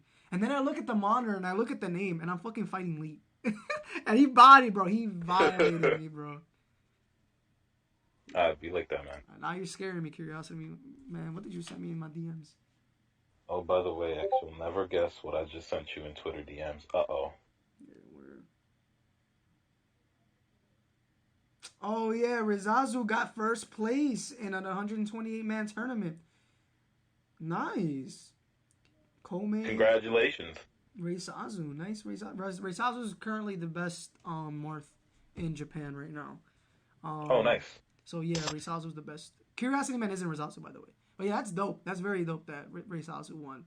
But he also played like 6 other characters, which I can respect. Honestly, in a game like Ultimate, bro, you can't just stick to one character. Regardless, you need to like have like a pocket or a secondary to make some of your least favorite matchups a little bit more favorable. Like as much as I want to be prideful and play Marth against Duck Hunt, I can body them with Falco. Literally. I can just pick Mm-hmm. Falco and body them. And yeah, maybe to like the Marth mains or the Marth extremists, they're like, oh, why is he not going at Marth?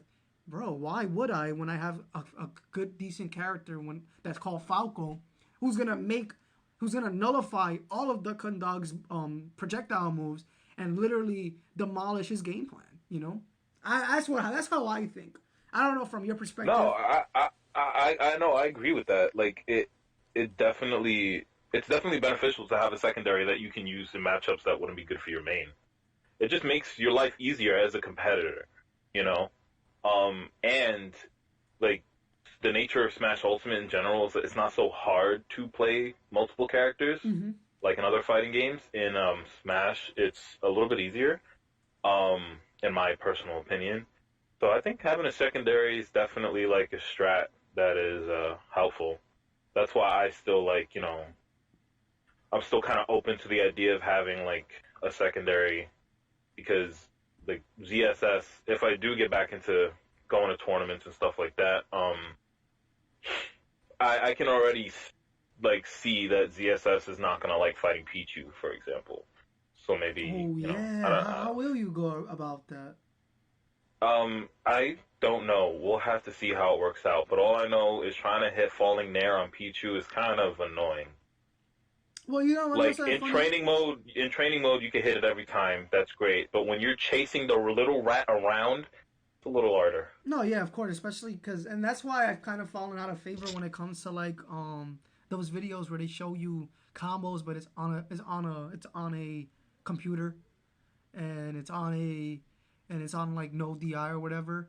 And there's nothing wrong with it because it gives you the general idea that you can land those combos. But lately, I prefer to take my highlights from tournament and the combos that I did in tournament and highlight that as a combo video because like a true combo video, like, oh, these are Marth's true combos, or these are Marth's strings that you can do in tournament, because it gives you a bigger, broader idea, and it shows you that even in high level situations, even in high stake um, moments in your set, you can pull these combos off, and it gives people more of an incentive and more of an idea on how to land those combos and what can you do off a sour spot fair, or what can you do off a Yes. sour spot nair and stuff like that. So yeah. Yes, exactly. Like those, figuring out those kinds of strings and then seeing them applied in a real match like that is really just it's just a great thing. It's because a lot of people get stuck behind a true combo. Everything needs to be a true combo, and it doesn't because you could actually potentially get more from going for a different string. So it might not be true, but I mean, does the opponent know that? You Yeah, have to that's true. bank on their knowledge too. You know what I mean? That was actually one of Sheik's biggest things in this game and in Smash 4. Not everything Sheik did in Smash 4 was true, but it's like, when am I allowed to air dodge? Because if you air dodge at the wrong time, you just got reset into a whole nother combo. You know? Yeah, Smash 4 Sheik was fucking disgusting. I feel like did they nerf her weight in this game also? Because I remember they had nerfed their weight 5 times. I think they took 5 weight units off her. I Honestly, I could not say. I do not know. But do you remember when like there was like back to back Sheik nerfs, and then like the main thing was always getting rid of her Her weight? weight. Yeah, Yeah. that was in Smash 4. That was definitely Smash 4. That's why she died so early off the top. And then Because like she was a fast faller, so I guess to compensate for the fact that she's a fast faller, so she would live a little longer than like a not fast faller, I guess. Off the top, they reduced the weight, and also she died off the side, so she just died. She's glass. yeah, she's a glass cannon. Well, not really. More like a glass paper Not, cannon. I mean, now she's like. You ever see those kids that make like paper shurikens? That's Sheik in Smash Ultimate. That should kind of hurt, and that should may hurt your feelings, but it don't do much. Yeah, exactly. It hurts your feelings, but at the end of the day, you'll be okay. Yeah, it'll be okay. That shit funny. No, that's facts. That's definitely facts. What do you call it though?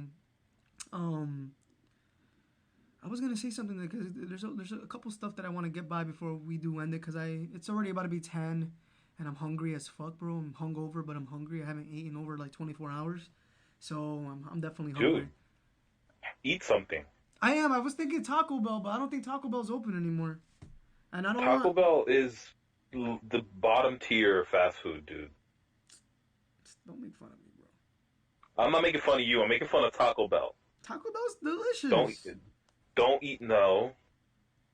Oh, they No. close at 10. They close it at 10. So yeah, I'm pretty much fucked. I would have to get Wendy's, but I kind of don't want Wendy's because I had it yesterday. But eating some nice chicken nuggies. And listen, hot take over here. You heard it here first in the Gentleman Squared Circle podcast. Spicy nuggets are kind of trash. Now they're trash. I feel like when before, like 2016, spicy nuggets were bomb. But then they took it out in 2016. Remember, there's been like 2-3 years that they didn't have spicy nuggies. And those spicy Yeah, nuggies that have been released, they're not that good anymore, in my opinion, at least. I am gonna have to agree with you, but I'm gonna go a little bit further here and say that Wendy's nuggets in general just aren't good anymore. Well, I kind of like their regular nuggies. No, man, they got like all airy and like they're not thick, dense, juicy anymore. You know what I mean? I mean, I feel like their quality has lowered, has definitely lowered since like a couple years ago. Because weren't they the ones that like were like sea salt French fries, or was that Burger King? Oh, I don't know, man. I mean, I do know that most of their stuff is like pretty fresh. Honestly, Wendy's just has good burgers now. Like their Oh, chicken yeah. products kind of suck. I mean, I love their spicy chicken sandwich. To be honest with you, oh, you're gonna make me get a spicy chicken sandwich today. Oh, you Don't did do it. it. No, don't do it. Listen, I could get a 4 for Nah, 4, but listen, this is what I do. There's a life hack. that's what you should do. This is a life hack right here. 4 for 4, large fries and a soda. It's only $6.48. You're literally getting a large meal for free. I mean, for $6.48. That's you. We get fine. Yeah, bro, I'm telling Are you a you. genius? Bro, I'm a genius because I'm like, you know what? Because I did it the other day. I did it like a month ago because I was hungry, but I also wanted a nice sody pop because I had gone through withdrawals and I couldn't. I'm back on sody pop, but I'm trying my best to like calm it down again. But, bro, I felt like I was weaning off heroin when I stopped drinking soda, bro. 3 days in, bro, and I felt like, bro, I don't know what the fuck was going on with me, bro. I felt like I was Yo, in a that different caffeine planet. and that sugar crash is ridiculous. Bro, that shit hurt. Yeah. Hey, what's up, Rick Puff Huff? How you doing, man? But yeah, that's the secret strat. If you want a top tier meal, get the 4 for 4.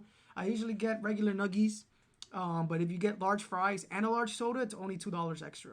Which I mean, like even like $1.70 extra, and you can't fucking go wrong with large fries and a fucking large soda. Hey, what's up, Zekai? Nothing much. Sorry that you guys are so late here. We're about to end the podcast for today. We've been talking for about like an hour and 34 minutes, but we had like a 10 more minutes or whatever. So I want you to plug in whatever you want to plug in. I want you to talk about anything that you've been wanting to talk about. Maybe there's some stuff that you want them to learn. And if it goes over 10 minutes, I don't care. As long as you're engaging with everybody and you're entertaining everybody, then I'm more than happy for you to talk about something that you want to talk about. Because I want to give you some time. I know that I've been talking a lot lately, so I want you to, pull this back in, reel it in, and give them a nice goodbye message or something like that. All right, listen. I've been telling you this, and I think this is really important. Training mode. Don't skip out on training mode. You compare it. Playing competitively is a sport, right? Yeah. So think about it. When other sportsmen play sports, in boxing, for example, like, do you skip out on practicing your 1-2 hook on the heavy bag? No, you don't.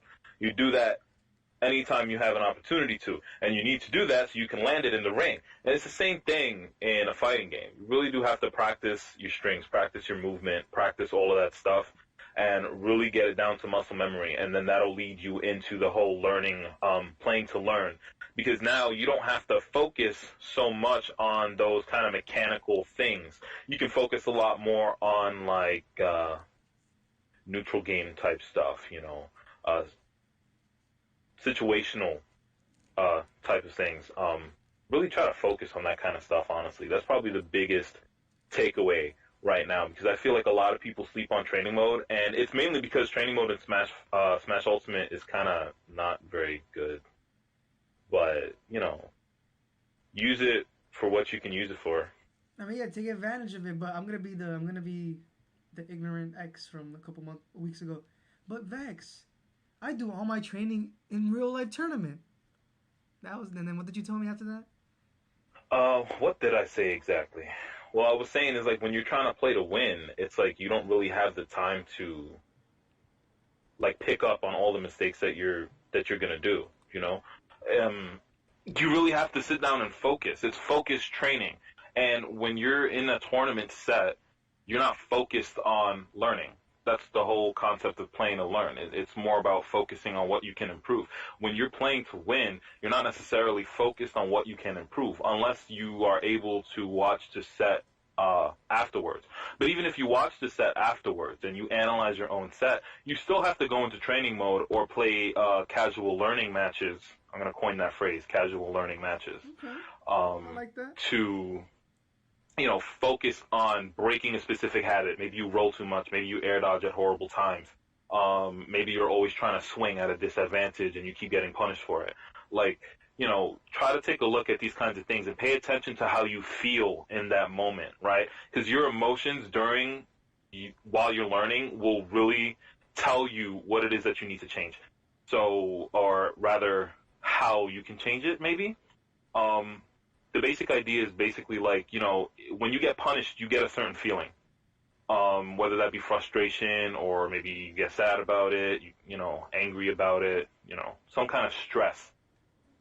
Pay attention to that feeling because it might be a really, really small feeling. Do you know what I mean? But really try to pay attention to it because if you recall on that feeling, it'll help you remember not to keep doing that thing so that you won't feel that feeling anymore. Mm-hmm. So it's kind of like a psychological cue in that sense.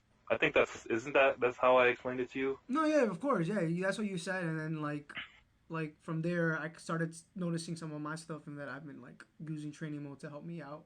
Cause like I think I had said something along the lines of, I do my training in bracket, or I do my training during my matches, and then you're like, no, you're not really doing it because I think you said something along the lines of, you may get a combo eventually, but it'll be a lot faster if you do it in training mode and get that muscle memory and get that mental cue up there.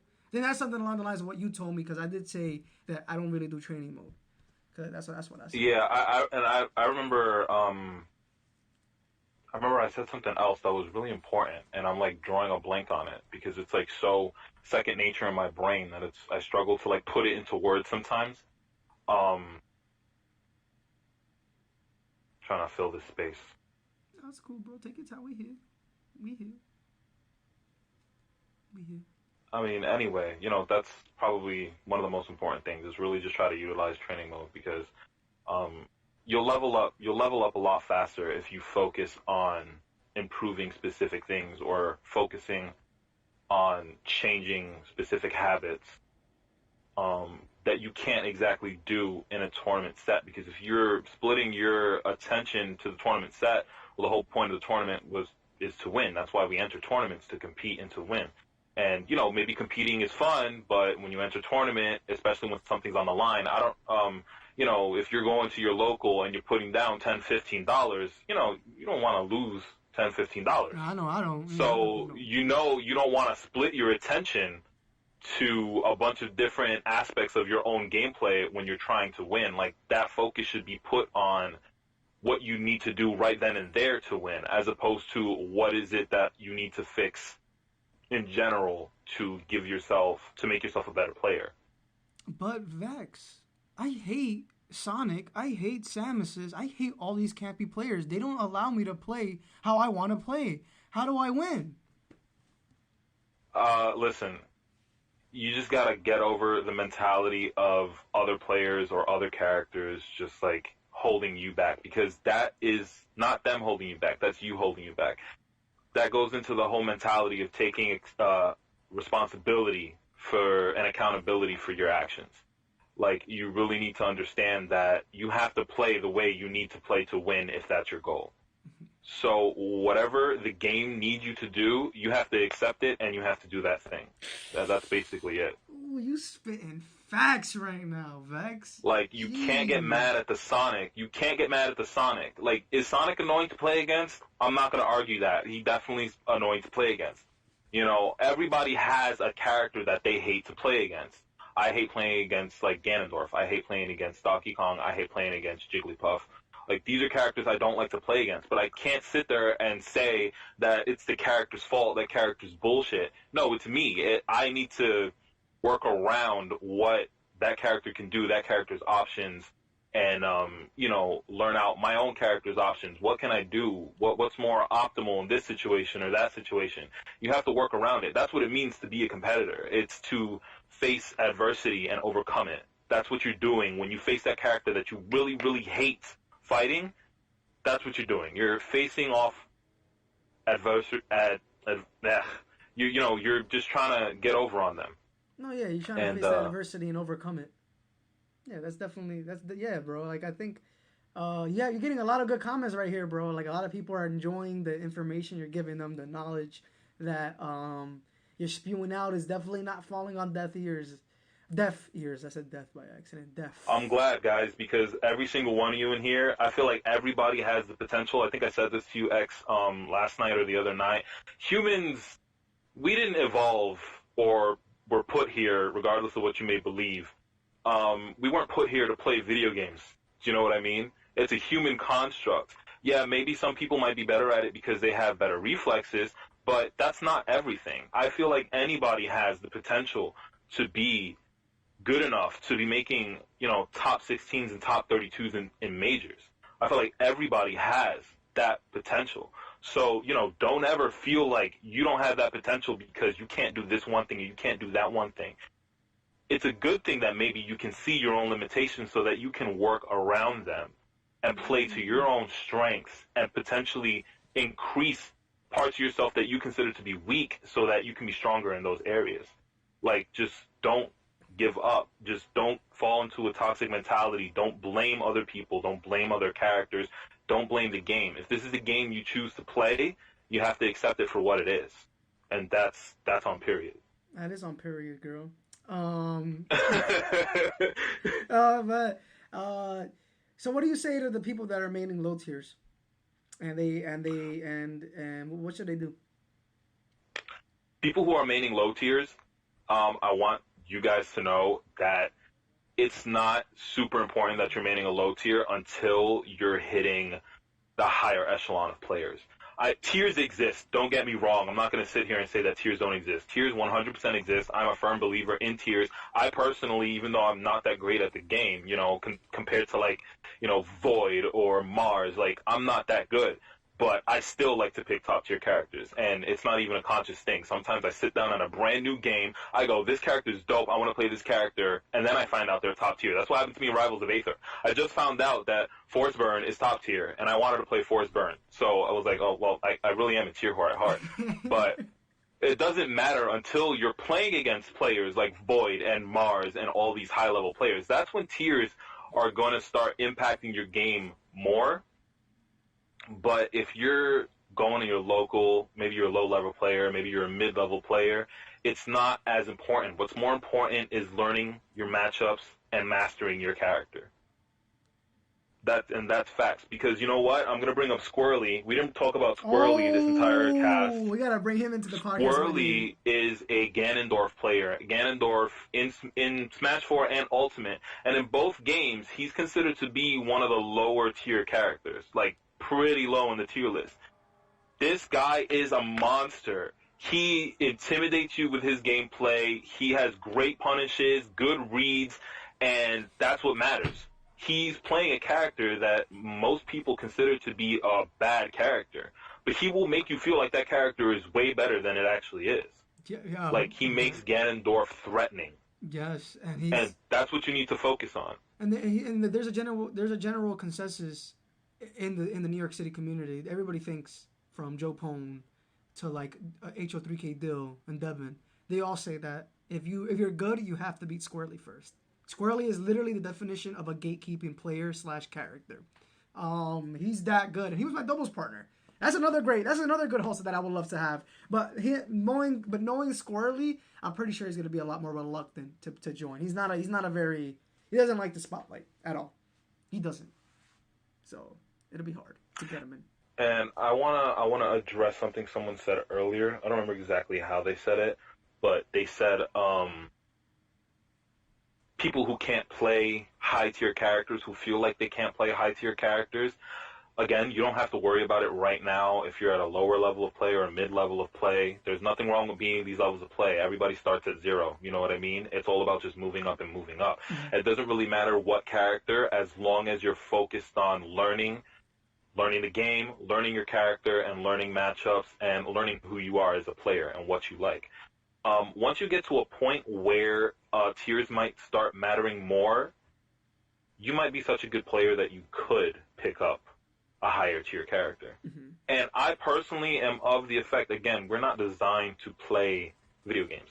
I'm of the effect that you could put your mind to it and play a top tier character if what you really cared about was winning and you think you needed to play a high tier character or a top tier character to win this specific match or this specific tournament. You could do it. I mean, maybe you wouldn't have as much fun. That's a personal thing. But, you know, some people have fun playing middle tier characters or more fun playing lower tier characters. It's all luck at that point. But if you really put your mind to it, look at Smash Ultimate. I feel like there's a lot of top 20 characters. You have 20 characters to choose from who would, you know, benefit you if you felt like you needed to play a higher tier character. That's 20 characters. That's a lot of characters to choose from. So you only have to pick one. I feel like it's definitely possible as long as you put your mind to it and really sit down and learn them and find one that you like. I mean, you can ask X. It took me, how long was I looking for a main in Smash 4 and in Smash Ultimate? I feel like every week you were just, I'm going to play this character, bro. I was like, bro, at one point I would get frustrated. At one point I'm like, bro, when are you just going to pick a character? Like, you literally went through the whole gauntlet, bro, of characters until you found someone that you really enjoyed. And then sadly that character got nerfed. Yeah, I know, dude. I was so pissed. He's Rick Puff Huff says he makes it sound easy. Listen, what I'm doing is trying to present these ideas in the simplest way possible, because this is the starting point from where you start. Because a lot of people, and actually way earlier in the podcast, I was going to get to this point. It seems that in the Smash community specifically, there's a lot of people whose mentality aren't in. They don't have a competitive mindset. Do you know what I mean? Mm-hmm. It's not to call the Smash scene toxic. I love the Smash scene, and I love the things that, you know, we've accomplished, really. And, you know, watching the sets and the matches is just amazing. But there are a lot of players that get held back by a mentality that's not fit for competition. And these ideas that I'm presenting are a simple starting point. I haven't mastered these myself. I might sound like a guru, but I'm not over here winning the biggest tournaments. You know what I mean? It takes time to implement these things. But if you know where to start, it's so much easier. I'm trying to teach you guys how to fish. If you know, that old saying, it's like if you give a man a fish, he eats for a day. But if you teach him how to fish, he eats for life. I'm trying to teach you guys how to fish. I can't give you every last little detail because there's a lot of stuff that you're going to have to figure out for yourself. And that's the part that makes it difficult. I can't explain every last thing to you guys. I've told X this too. I can't explain every last thing to him either. It comes to a point where you have to start learning how to do things on your own. Yeah, so these are just basic, simple ideas that you guys can take and try to implement it into your own way. And, you know, maybe one thing that I said doesn't specifically apply to you, but the idea is malleable. You can make it fit to who you are and how you play and what character you want to play. These are basic concepts, philosophies almost, that most competitive players who are at a high level follow.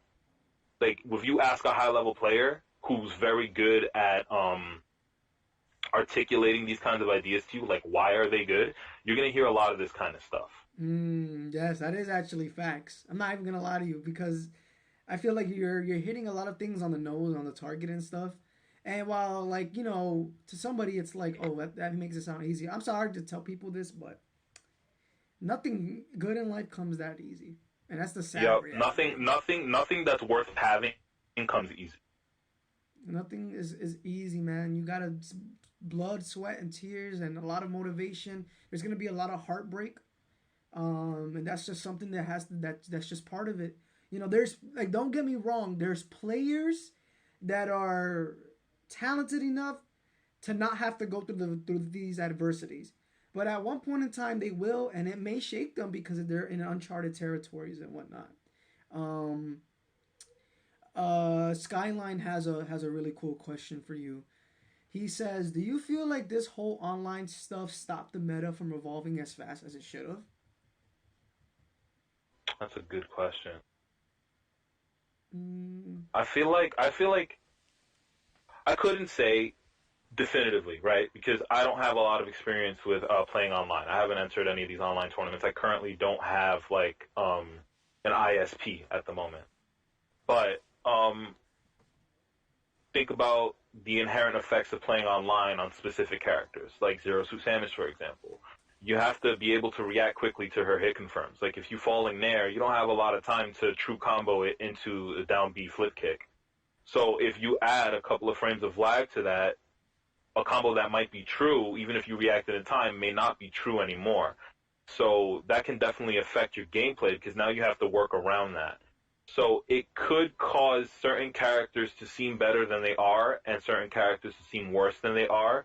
So I think instead of the meta not evolving, it's evolved in a different way, and then it'll evolve in another direction when we get back to local tournaments. I So agree. there's going to be this online meta, and this meta is just as valid. Since this is the real world we live in, this is how we have to play, right? This Hmm. meta is just as valid as the local meta. You do have to learn it if you want to win. And learning it is not a waste of time either, because it'll teach you how to analyze your matches, how to learn certain matchups, and things like that. Like, that's never out the window. One thing I always said, no matter how bad, the internet or the netcode on Smash Ultimate or Smash 4 may have been, it's still good to learn matchups. You still learn what a character can do, what their options are, their ranges, stuff like that. You'll still learn it. Um, so definitely you can still use this as an opportunity to learn it, and I don't think that it has stopped the evolution, but um, or that the evolution isn't going as fast as it could be. I just think that it has taken a new direction, and it'll get back on track once we get back to local games. Yeah, I feel like I want to add on to that because I do agree with you mostly on what you said. But I also feel towards the end, I feel like people, I think, haven't accepted the fact that once locals come back, this is a whole new meta. There's going to be a whole new set of people, whole new set of threats coming in from the Wi-Fi era into the new offline meta. And while I don't think MKLeo will still lose, I still think he's the king of the goat of Smash Ultimate. I do think though that if people think that the meta is going back to how it was in offline, I think they're like in for a rude awakening because there's been so many people who have gotten experience doing online tournaments. Now they're in those high level situations. Now those players that didn't probably go to tournament, maybe now they have the confidence to go to tournament. So you're probably going to see a lot more upsets. You're probably going to see a whole different meta that's going to mix in offline pre-COVID era and post-COVID era. And there's going to be like what's it called? An amalgamation? Is that what it's called? Like Yes. you just mix them together and we're going to see a very cool meta once offline There's going to be returns. right. There's going to be this convergence, this, like you said, an amalgamation of where the online meta is now, and when it starts going off into another direction, the online meta is going to come along with it.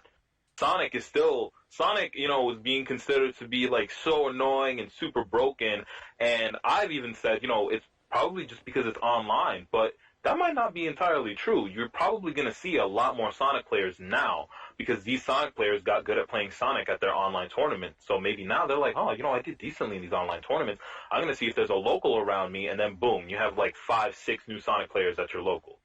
And it's going to carry on and up into the higher tournaments. So you're definitely 100% right about that. And it's not just going to go back to what the meta was pre-COVID. It just won't. It's not like this is not like a hiatus from the meta. This is the meta, and it's going to carry into when we go back to local. And I do think I find it funny when like top players like make fun of people like, oh, people really taking online upsets serious. Like, yes, because this is the meta, whether you like it or not. That's it. You lost online, and you may not be as good as it online, but don't downplay people for doing good online.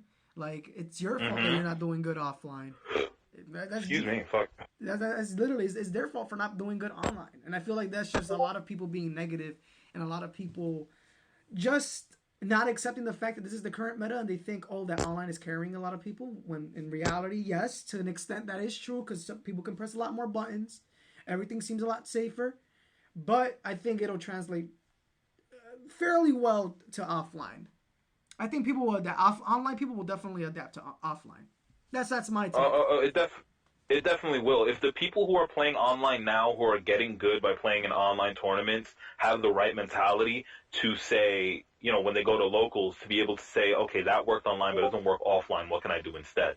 If they can do that, you're going to see an influx of a lot more good players just kind of coming out of the woodwork. That's facts. That's OD facts. That's facts and a half. I wanna answer this question.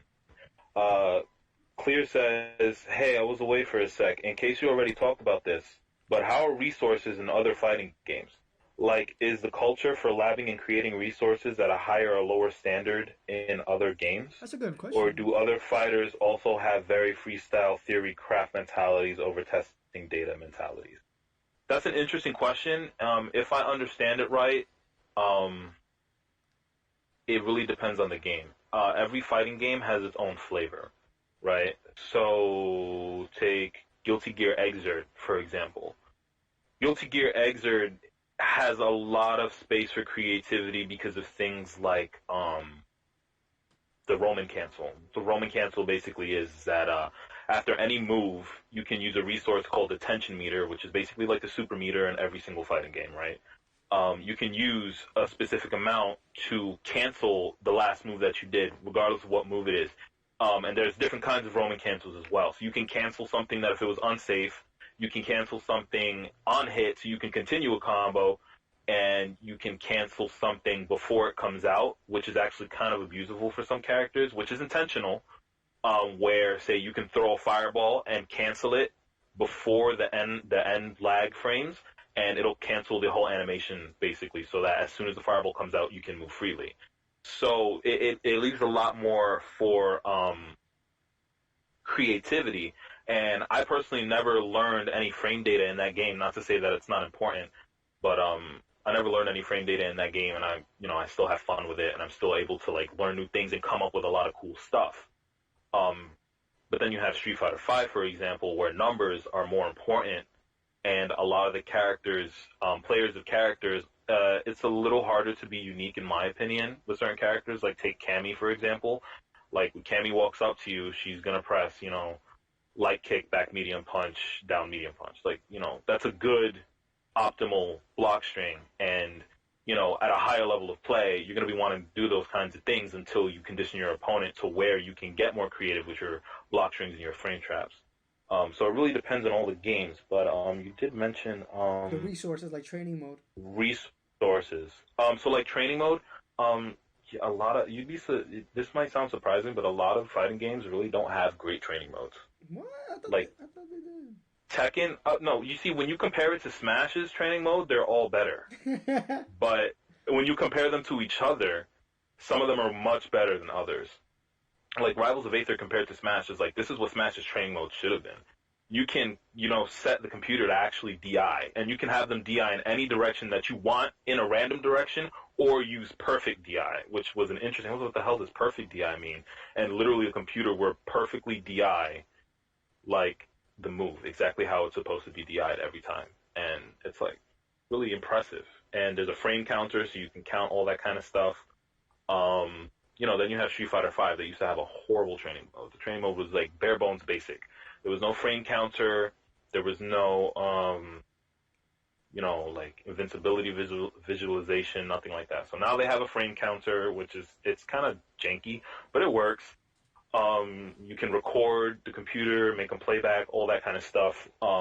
Doing that kind of stuff is still definitely important in those games. Like no matter what game you're playing, you're definitely gonna have to hit training mode, even if you want to play it at a casual level, because fighting games are inherently competitive. It's just like playing baseball. Like when you play baseball, you don't expect to just get onto the baseball field and be able to hit a ball and have fun, because you might not have fun if you can't hit the ball. You have to practice swinging the baseball bat a couple times and try hitting the ball and get decent at it before you play a real game and try to have fun with a bunch of other people. Same thing with football. The main difference with those things is that in a casual sense, you can get better by just playing as opposed to hitting training mode. But if you want to do it competitively, hitting training mode still is definitely like the move. Take note of the first time your opponent reads you, and if they do it again, then you know that they know that you're going to do it. So you should know that you can't jump, right? So you can have up to 3 things in your head.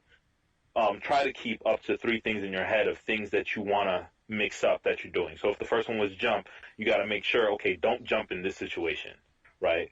So then you try to do another option in that situation. And so you can hold up to 3 situations, try to hold up to 3 situations in your head. So this will keep you from overthinking because you're only focusing on 3 things. And if you're an instinctual player, it'll start teaching you how to think a little bit ahead while you're playing without overwhelming you. Yeah, that's facts. And the same thing for your opponent. Try to keep 3 habits of theirs in your head because 3 habits is a really good, like, it's a good place to start. You know, better players can hold more habits of players in their head, but I feel like 3 is a good way to start. And 3 is probably, like, 3 is honestly a lot. If you get 3 solid reads on someone, like, on their habits, I'm not just talking about get 3 reads per game. I'm talking about 3 solid habitual things that they do, so that you can continuously read over and over, or like make it evolve into something else. Like if you keep seeing them roll, you know, or for example, if they jump out of shield, maybe they like to jump from the ledge. So those are the kinds of things you want to keep in mind. You got to choose 3 habits of theirs that you notice and try to keep that in your head while you play. And it helps both for overthinking because it keeps you from overthinking, and it helps for instinctual players because it'll give you like a starting point for trying to think a couple moves ahead, basically. Yeah, that's true. And plus, when I like how you said trying to find their habits, because when does a habit come out the most? When they're in high pressure situations, more likely than not, last hit, last stop. Right. Last hit, last stop situations, those bad defensive options that you've already noticed in the game, they're going to be a lot more prominent towards the end of the game when it's last hit, last stop. Unless they're like super good like MK Leo and they're going to out-adapt and they're going to bait you into thinking that. But that's when we start getting into the chess match. Right now, exactly, we start playing the chess. We start playing the chess match, and what people fail to understand is, be honest with yourself. The only time you see a top player 3-stock somebody is when it's a player that's obviously not at their level. But when you're seeing Mars versus MK Leo, or Tweak versus Mars, or Tweak versus MK Leo, it is a game of chess, and they are out-adapting each other every moment they play. And then you start to notice that, holy shit, sets usually last 5 minutes between those players because that's how good they are. They're just going back and forth, and whoever's king is literally the one that wins at that moment. Yeah, that's big facts. Lyndon said, wow, that's actually good advice. I'm going to try to implement that when I have time to practice. Listen, I just want to say, take everything that I say with a grain of salt because, you know, I'm not, like, it may sound like facts and it makes sense to you. Definitely try it out. But if it doesn't work, don't throw it away, but don't take it as complete fact. Try to make it work for you. I'm sure that this is, you know, these are ideas, a starting point for you to try to figure out how you can make it work for you. I think Unversed. I mean, hold on, not Unversed. Tekka has a question. No, Tekken had a question because for me, he says, but I have a question. How do I deal with projectiles as Morph, like against Rob, Samus, Zoner characters? I'm gonna make a video on this, but the short answer is, projectile players have the same habits as a normal player, except the difference is that they have an intangible. Well, they have like a move that can cover the stage greatly. So you ever notice how if you put an aggressive Mario player in the air, they're gonna back air, right? But because that back air only has so little length, it may not hit you, so you're able to punish that. But now let's just say that Mario's back air has a projectile coming out of it. Now you're going to be getting hit by that a lot more because it's going to be traveling faster. It's going to be traveling towards you. And if you're not ready for it, you may not be able to shield it. So sometimes you got to bait that out. If you go to my latest, to one of my sets against Taxman, you're going to see a couple times where he throws a charge shot. And the first time it hit me. Then the second time I baited it out and I nared him. And I got the kill because I baited out the charge shot and I was able to jump over it and nair him and hit him before he was able to recover or pick up his shield. Like I said before, projectile players have the same habits as a player who's in the air. If you knock Samus away, you may see a missile coming out. You may see a charge shot coming out if they have a fully charged shot. Even with Robin, if you knock them away, you're more likely than not going to see a Thoron or whatever you want to call it. It's going to be coming at you, and it's a lot harder to dodge it and a lot harder to deal with it because it is a projectile. But if you know it's coming, you can preemptively jump over it. You can like pick a better defensive option and then punish them for it. It's not as easy as like a Marth swinging his sword on you when he's in disadvantage because it's a little bit harder because he has a sword.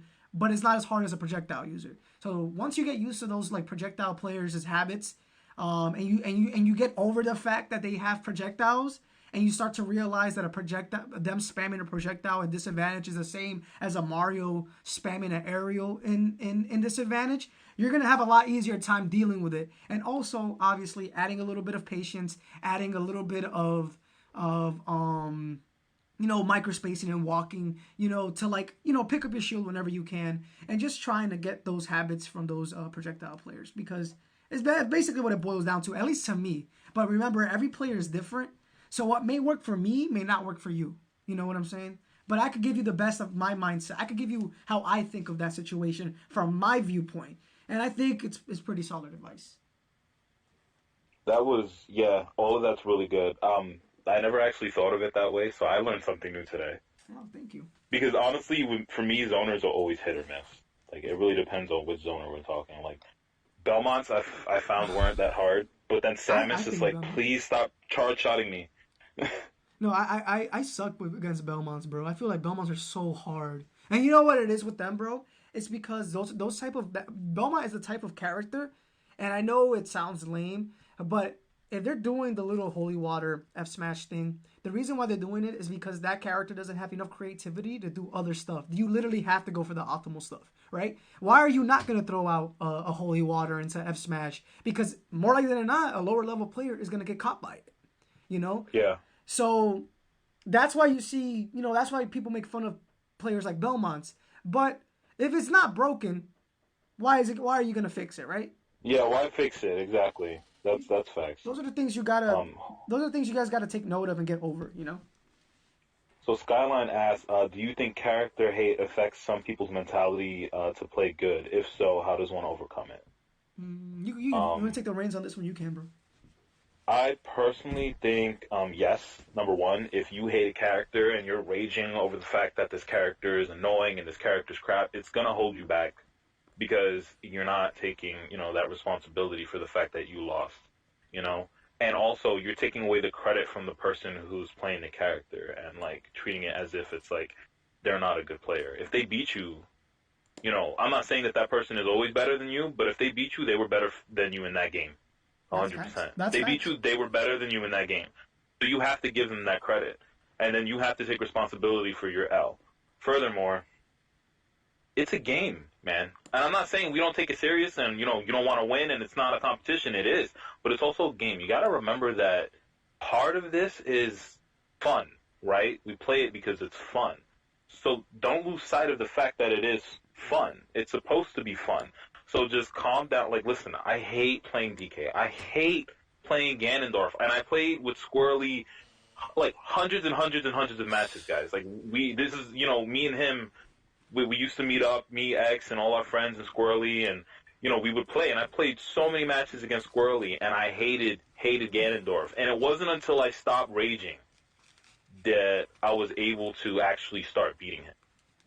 So, funnily enough, the key is just basically you have to zen out and understand that, the player that you're playing against is just probably better than you in that moment. You just really have to zen out and just play the game for what it is. You can complain about a character all you want, but at the end of the day, it's not going to change the character, and it's not going to make the matchup any easier. You have to understand that. Complain all you want, but it's not going to change anything until you try to change something. Exactly. I think you're spot on that. I think like you were saying that if you come in with that mentality of, I hate this character, more likely than not, you're not going to have a good time playing them in any way, shape, or form, whether it's elite or even in bracket. And if you have that mentality in bracket, I'm playing against a Bowser Jr., I don't want to fucking deal with it. They're already winning because now... Exactly. And they're going to have a swell old time doing the bullshit that you think is bullshit. But how are you going to deal with that bullshit? Are you going to continue to complain? Or are you going to get better and adapt it? He said, I meant the player to the character getting the hate. What does that mean? Well, the player of the character? The player getting hate because, fuck you, you play that character, you're so carried. That kind of thing. That definitely stops you from getting better, too. Because, like I said, that kind of goes into the whole you're discrediting your opponent as a player. They're not better. You're not better than me. You're just, you just play this bullshit character. It goes into it's in the same vein. It's basically the same thing. Respect your opponent. respect the character. You know, Yeah, I mean, that's you all. just it's definitely gonna hold you back 100%. And if you need to overcome that, that's all it is. Respect your opponent. Your opponent is another person. They're there to play the game just like you are. They want to win. They want to have fun. You know, they're just another person. Instead of getting mad and hating at them, maybe you should try to make friends with them and ask them, hey, how are you so good at this character? How does this character work? You know, make them an ally on your team so that you can beat them later. You know what I mean? Why make enemies where you can make friends? Exactly. Listen, the enemy of my enemy is my friend. All right. So if your enemy's that Bowser Jr., then that Bowser Jr. main gotta be your friend. You know what I'm saying? Exactly. He needs to be your friend because that's how you're gonna learn how to beat that Bowser Jr. Bro, listen. Especially when it comes to matchups that are hard to learn because nobody plays that character. Make friends with that person. Bro, yo, Terry, you be eating, bro. You be drinking, bro. But there's one thing you don't fucking do, and that's lie, bro. You don't be lying, bro. Oh man, hold on. There's a couple of other questions here. Oh, I'll answer this while you're looking at the question. Gatsby said, "Do you think playing too much could be a bad thing?" Um, yeah. I think when I used to do boxing, Yeah. I was doing every day. I was going to boxing every day. And then one day my coach said, "Yo, I need you to take a few days off." And I'm like, "Why?" He's like, "Because I don't see you progressing any further. So take a few days off, and we'll see how you do in a week." I come back next week, and he's like, "Yo, you're even better than ever." You gotta let all that information, all that skill, you gotta let that shit sizzle and marinate in your pot. You have to let it sink in. That's big facts. Because I think there's like a study that shows that I think there's a study that shows every time you study, they say that studying for 2 hours and then taking an hour break does more for you than studying 8 hours straight or something like that. I maybe Uh I'm huh. getting the money, maybe I'm getting the numbers mixed up, so No, don't take no, my word no. for it. But yeah, Yeah, but you're right about that. And that's true. That's why I told you the other day. I was like, you got to hit training mode, and I was saying that a lot of people think they need to spend like, 8 hours in training mode to get as good as the best players in the world, and you really don't. Like, it's better to be in training mode 1 hour a day than 8 hours, in a week. Like, if you just go into training mode and you know exactly what you need to practice, you can go in there for 20 minutes and come away having learned more and gotten better at something than you would for if you spent 8 hours not knowing what you're doing or not going in trading mode at all. And I actually learned that from learning how to play musical instruments. It applies to this too. give me 1 second, yo guys, let me get a year if you guys want to see Stretch, New York City's first or second best Lucinia, to join me in the next podcast. Because right now I got my boy Vex. So for the next episode, we could definitely have Stretch over. I just wanted to make sure that how the first and second episode go before I start adding bigger people, because I don't want them to feel like maybe me messing up with technical difficulties. But the fact that everybody seems to enjoy what we're doing right here, and that's part of the reason why. It's because me and Vex, we could just compliment each other. You think this is good? You think this is entertaining and funny? Watch us when we play COD Mobile. When we Oh play my COD God. Mobile, yo, it should be hilarious, bro. It's a good time. But yeah, me and Stretch is a homie, and I know that me and him complement each other very well in terms of personalities. So it'd be definitely fun to see an episode with Stretch and whatnot. And yes, of course, Yo, Stretch. Of course, Stretch. We definitely down, bro. Definitely down. Definitely excited. Hey, Skyline got really good questions, man. there's a couple things Skyline But don't do. what's that?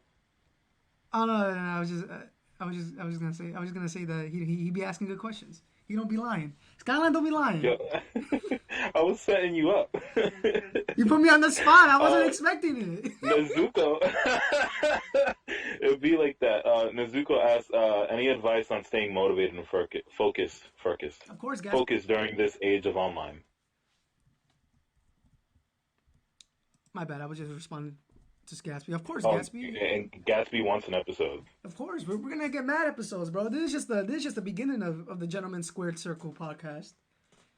But yeah, I'm sorry for interrupting, Vex. I'm sorry. No, that's. I think that's a good question for you. Any advice on staying motivated and focused during this age of online from Nezuko? Mm, uh, I think that is a tough question because my motivation doesn't stem from like me. Like yes, I do want to be the best. I want to be a big Twitch streamer. I want to be a big YouTuber. I want to be the best, right? But if I was to do it for myself, do I have the motivation to do it for myself? I don't have the motivation to do it for myself. And I've said it many times before that what I do this is for people like you who believe in me, and for my father mostly because that's someone who's personal to me and that I just want to make happy. Staying motivated, it's just depending on what you want to do. Do you want to be the best player in the world, Nezuko? Do you want to be a big YouTuber? Do you want to be a streamer? Or do you just want to have fun? If you want to have fun, I think that's enough motivation that you need. But if you genuinely want to become the best player in the world, then you got to take that and then understand that it's not going to come easy, that there's going to be heartbreak. There's going to be moments where you're beating someone that you're so used to beating, but then they beat you again. And there's going to be things that are going to knock you down. They're going to unmotivate you to not continue. But it all has to be, it's all up to you to continue getting that motivation. Sometimes losing motivation for one thing may open up a whole new door to be motivated about something else. So maybe you may have lost your motivation in Smash, but maybe you fucking realize you want to open up a haberdashery and fucking sell buttons and shit. That's more power to you, You're not even lying. I'm not lying. It really is like that. It really be like that. If you can this guy wanted to fucking be a tattoo artist and now he's selling hot dogs because he likes that shit. And you know what? Right. It really is like that. You literally cannot. But yeah. I want to add to that a little bit.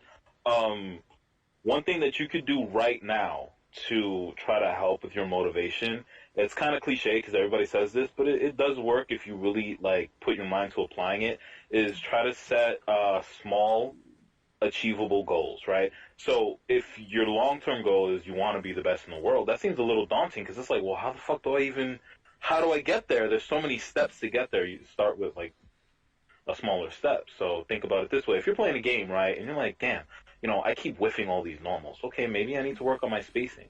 And then you'll instantly feel that reward when in that next game after you practice your spacing and made sure that everything was nice and tight, that, you'll feel that reward like, yeah, I accomplished something. And then you also got better in the process. So you keep doing little stuff like that, and before you know it, the motivation comes from seeing your own progress. Just set small goals that you want to achieve. Yeah, definitely set those small goals. I'll give you an example. Yesterday, it was a 140-man tournament. I wasn't gonna get over myself because I know there was gonna be double the players, double the heavy hitters. My first goal was to make it a top 16, and I said it on stream. I want to make top 16. I made top 16. I want to make top 8. I make top 8. I want to get third place at least. I get to third place, and now I got second place. I couldn't get the W, but I broke a bunch of small little goals that day, so that way my loss didn't hurt me as much. Because in the end of the day, I would have loved to have won, but Tilde's a great player.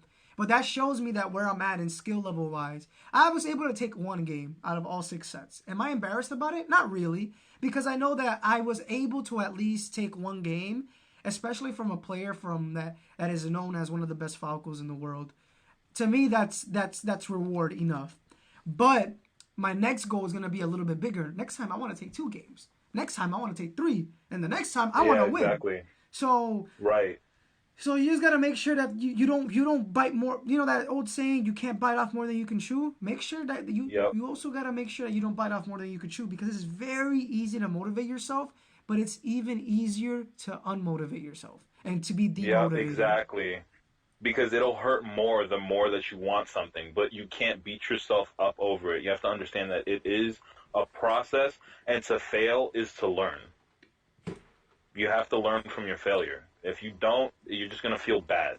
Yes. You have to play to learn, and when you fail, learn from your failures. That way it wasn't for nothing. Mm-hmm.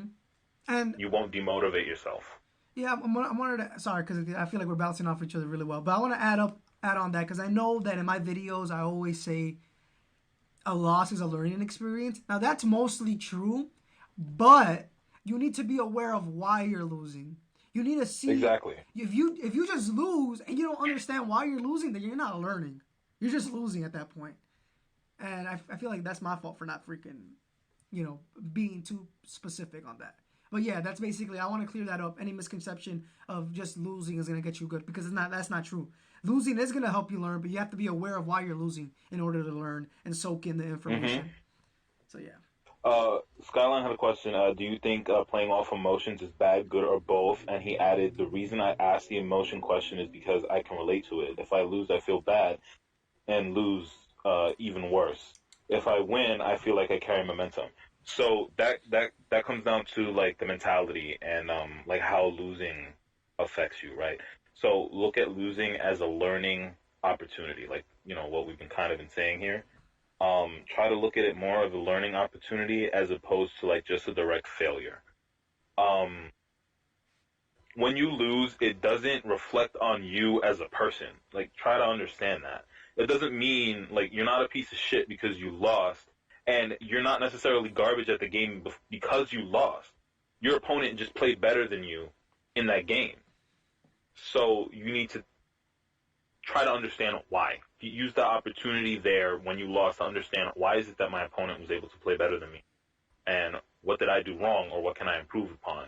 As long as you look at it like that, that is a positive mindset. As long as you're looking at it like that, the loss is going to start to feel, it's not going to feel as bad. But the thing is that when you lose, you're going to be bummed out no Yeah, matter of what. course. It's just something, when we fail, it sucks. We don't like to fail. We like to win. So when you lose, you just have to try to take it with grace. And if you're losing and you see yourself, and you already know you have an issue with momentum, right? That's like a big thing. Like when we win, we might carry momentum and we might play better in the next game, or uh, if we lose, we'll play worse in the next game. And that has to do with confidence. When you lose, you might lose confidence because you're like, I'm playing like shit. I'm not good at this game, or start down talking yourself. Don't self-deprecate. Don't talk yourself down because you lost. Talk yourself up and immediately go, okay, what can I change in between matches? What can I change? What did I do wrong? Try to think back. You have a couple of minutes between matches, Try to think back. Use that time instead of when you start feeling bad, try to reverse it and reset your mentality. Go in fresh with a new set of eyes from the last game. That's beautiful. If you need to counterpick a stage, you counterpick a stage. Like, really think it through. Yeah, dude, that's nothing but facts, and I think that it's very easy, but that's why I love the Smash community, because we have history of players like that. And if you ever want to see how a person with negative emotions can really be detrimental to gameplay, then look at 2015 Mewtwo King. Look at 2014 Mewtwo King, when every time he lost, he would put his head down and then he just get bodied the next game. That's why I love Yep. this community, because we have players who were held back by their emotions, Mewtwo King, around that era. And then we have Leffen, who took all that hate and used it as motivation. And, that's why I love this game, because we can learn from our forefathers of the game. Mewtwo King is what's it called? A patriot of the game, or a patriot, or a colonizer of the Uh, game, or what's that called? Where a colonizer. I know the word you're looking for, but like it's not coming to my brain. like well, he just took hold of the game, and they're the one reasons why it's so popular. People like Mewtwo King, people like Right, Ken, yeah. and Like a founding father like a almost. founding father, a veteran, A yeah. veteran, that's a good word. Um, and then you just look at things now. Like, I'll give you an example. Like recently, when I won the first MOS Tricks tournament back in last week. A pioneer, that's another good word. Sorry, I'm just Pioneer, reading that's the what it chat. was. It was That's Pioneer. the word you're looking for? Yeah, I said Okay. colonizer. I'm like, I didn't know we was conquistadors out here, Yeah, bro. Like, what? I'm dying, but like I was in a very bad situation. I have to stop being lazy, and I have to do a whole bunch of videos. The La Luna versus Killer Kel, I gotta upload that shit. I've been fucking holding off on that for like 2-3 months already. I feel so bad for holding that off. But anyways, there's been a couple of things like that day I was versus Taxman. All right. So this is what I was going through my head. All right. So you gotta understand, I flew by that bracket like nothing. I was not scared of anyone. So I was in winners. I was in winners side grand finals. Everything, like, I'm not gonna, say that Mayuri and all them were like not good, or not Mayuri, that Robin wasn't good. I just feel like I was very well prepared for them, because I can't take anything from that Robin, because that Robin made it to winners finals. And when I saw Taxman though, and I saw what he was doing in losers bracket, I just knew right then and there that was the person that I was gonna face in grand finals, and that was not going to be easy. One, due to the nature of online, Samus is a lot stronger online, Martha's a lot weaker online. So what ended up happening was, you got to understand, I was up 2-1, 2-1 winner side, and I lost 2 straight games, and he reset the bracket. I messed up the biggest opportunity for an easy tournament right then and there. Now, I had 2 choices. Self-doubt myself and be like, it's over, or find some fucking motivation and figure out what the fuck is going wrong, what the fuck is going on, and why did I lose those matches. And then when you see the first game of the bracket reset, I make a comeback doing a tipper dancing blade at a high level, high stressful situation. I was able to get the timing down to get the kill. And then what happens after that? He readjusts and wins 2 games in a row. 2 games in a row.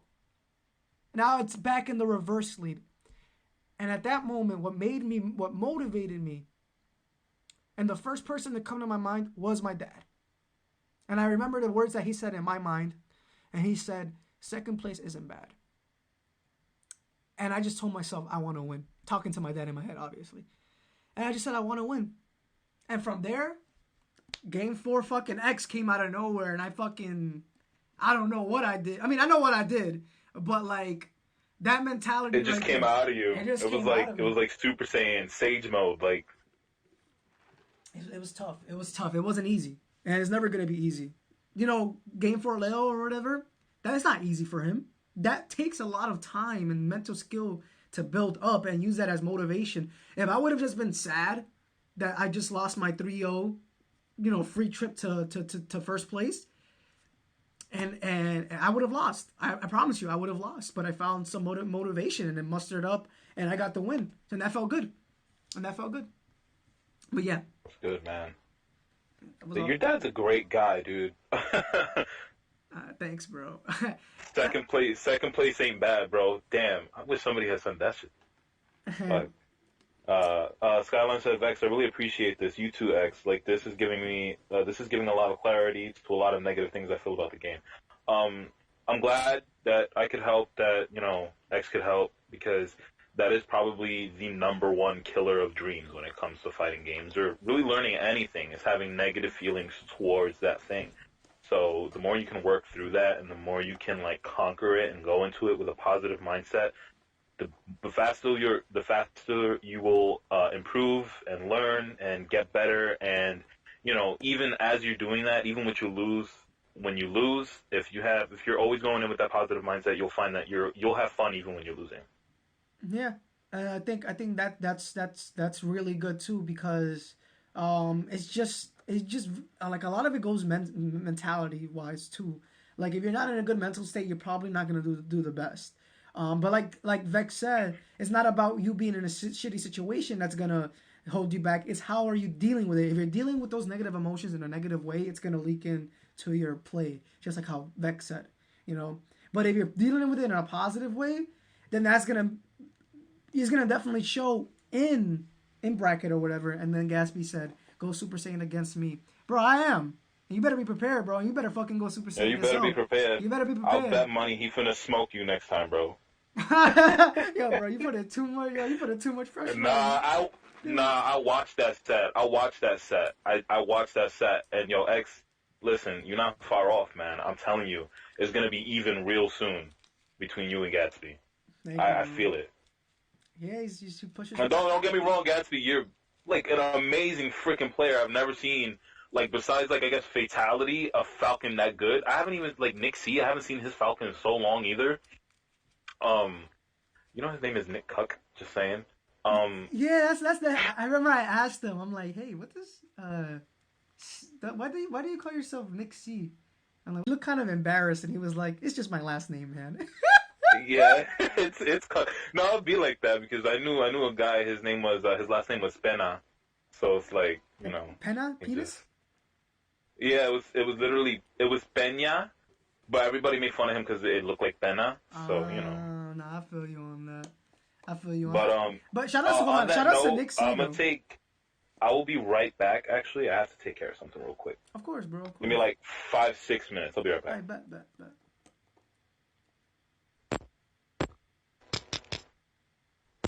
I can hear you. I can still hear your tippity tap. Oh, don't worry. I'll leave the call, and then you just call me back.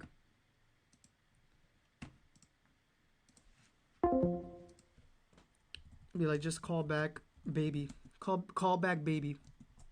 When you free. I mean, I'm very surprised that there's a lot of people here. I'm very surprised that a lot of people are enjoying the podcast thing. We're making moves, man. I want y'all to know. Shout out to Nick C for rating me yesterday. He rated me with 111 people, and I gained like 20. I gained like 40 followers yesterday. So thank y'all. Everybody else, MOS Tricks, Nezuko, Shavalova. Thank you all that. K96 subscribed yesterday too. What the fuck? Yo, I was really drunk yesterday. Jeez. I gained like 4 subscribers. I was super drunk. I guess I couldn't see them with all my tears in my fucking face. And then Potato Lord Swagger sent me 30 bits. Thank you so much, man. I love you. Hamburger also. Damn, I had a lot of followers yesterday. Good shit. Thank you guys. Till day, thank you Nick C for rating me. All of you guys. But yeah, like thank you. Like I'm trying to make big moves here. I want you guys to this is the humble beginnings. Right now I may have a very bad lighting. I may have a very bad setup. I have nothing in the back, but I'm hoping by next year I'd have like 2,000 followers, maybe 300 subscribers, and I'm able to make a living off of this. I appreciate everything everybody's done for me lately. I feel like because I should give a big shout out to Tiamat Syndicate. If it wasn't for them motivating me, especially Excalibur, if it wasn't for Excalibur motivating me to go do tourneys, literally my life would be in a different direction right now. I'd probably still just be doing streaming and not really doing any tournaments. But the fact that these people believe in me and that they wanted me to, join the tournament, that gave me enough courage to join and then win the first one. And then that gave me more courage to go to bigger tournaments, higher level tournaments. So if it wasn't for Tiamat Syndicate, who kind of just pushed me to that bridge, like, hey, you need to go to tournament. I know that you can do good. I'm very happy to have shown the world lately what Marv can do, because 2GG Strides from 2GG follows me on Twitch, and that was yesterday, and he told me I have a saucy Marv. So that means that now I'm no longer being known in just the East Coast. Now people from the West Coast know who I am. So I just want to keep trying my best, and I want to keep getting results. And I feel like I'm a little bit too hard on myself, because I'm like, I wish I would have gotten the first place winning. But then I'm like, wait, I'm a Marv player getting second place out of 140 people. So yeah, I really appreciate everything that everyone's done for me. Like I said before, it may sound generic, it may sound lame, but at the end of the day, I literally would not be here without any of you guys. And that's a promise. And that's the truth. I'm not the only Marv doing things. I know Big Mike is doing things. Killer Kel's still popular on Twitter and stuff, even though he's not doing any online tournaments. He should. I think I think if multiple people like Skyline, Killer Kel, Tekka, all these Marv mains here, Lendon, if you guys just go to a tournament a little bit more, you guys aren't only doing a service to me for playing the character. Ooh, that almost fell. For playing the character, but you guys are gonna start getting known, because you guys need to understand that you guys need to take it right now. All you Marv mains out there, there's literally a platform for you guys that I have helped build, because before I started doing Marv videos, nobody was doing it, right? But now Marv is a lot more popular in Japan, I think because of Jiguti and Reisazu. And then Marv is a lot more popular in America because, yes, me, So for anybody who didn't believe in me or whatever, and you guys are watching me from the other side, and all you guys can do is just support from afar because you guys know you fucked up when it came to your opinions on me. Yes, I am the reason why Marth survived 2 years ago, when nobody was playing Marth and nobody was making content about Marth. If it wasn't for me inspiring all these other Marth mains to continue to play Marth, to continue to hold on a second, to continue to like pick him up and actually try him, I promise you that the meta would be very different. And I think Marth would have definitely been dead by this point. But if it wasn't now, I can't do it on my own anymore. So T3, Skyline, Tekka, Lendon, shit again, my microphone. All you Marth mains, Charlie, Arevtalia, all you Marth mains, you guys need to take it. You guys have the platform to literally become the best Marth in your region. Whether it's North, South Carolina, whether it's Florida, Georgia, SoCal, you guys can do it. You guys just need to want it. And right now, I want it. But you guys, it's there for the taking, guys. I'm not selfish. If you guys do good in tournament, I will be more than gladly to put it on my channel to give y'all credit. And by the way, I don't have any Google AdSense right now. So if I'm doing it even without getting paid on YouTube, it's obviously not because of the money that I want to do it. It's because I want people to know that this character can do it, that there's really good players doing good with this character. Oh my god. That hurt. That scared me. Yeah, I went on a little tangent. My bad, Vex. That's all good. Bro, that freaking ringtone, that shit hurt my ears, bro. Yo, same, dude. It's so freaking loud. What are we talking about? Because I see a good question here. I don't know if you already answered it. I was just giving inspiration to all these Marth mains because all these Marth mains are scattered around the world, from Utah to Georgia to North Carolina and stuff like that. I'm just telling them that they have a really big opportunity to become a really good Marth main and very known in their region. So, you know, definitely. When you have that door, take it, open it up, enter it, because there's a lot of good Joker players, so it's gonna be a lot harder for you to become the best Joker player. But there's not a lot of Marth mains out there. Now there is, because the character's bigger or whatever. But you need to take it. It's for your taking. I'm not a selfish person when it comes to giving credit to where credit is due. The reason why my Dancing Blade is so good is because I saw the Frosty video. The reason why it became even better is because I play people like Killer Kel. The reason why I can jab block with side B more because of La Luna. The reason why I use F tilt so more is because of Skyline. The reason why I do better in my videos is because of people like Skyline and Tracigo showing me that they have great videos also. I'm never afraid to take an L online. I'm never afraid to like give credit where credit is due. Because in the end of the day, in the end of the day, I wouldn't be here without you guys also. So yeah. There it is. Let me answer this question real quick. What advice would you give a player who suffers from extreme nerves in tournament?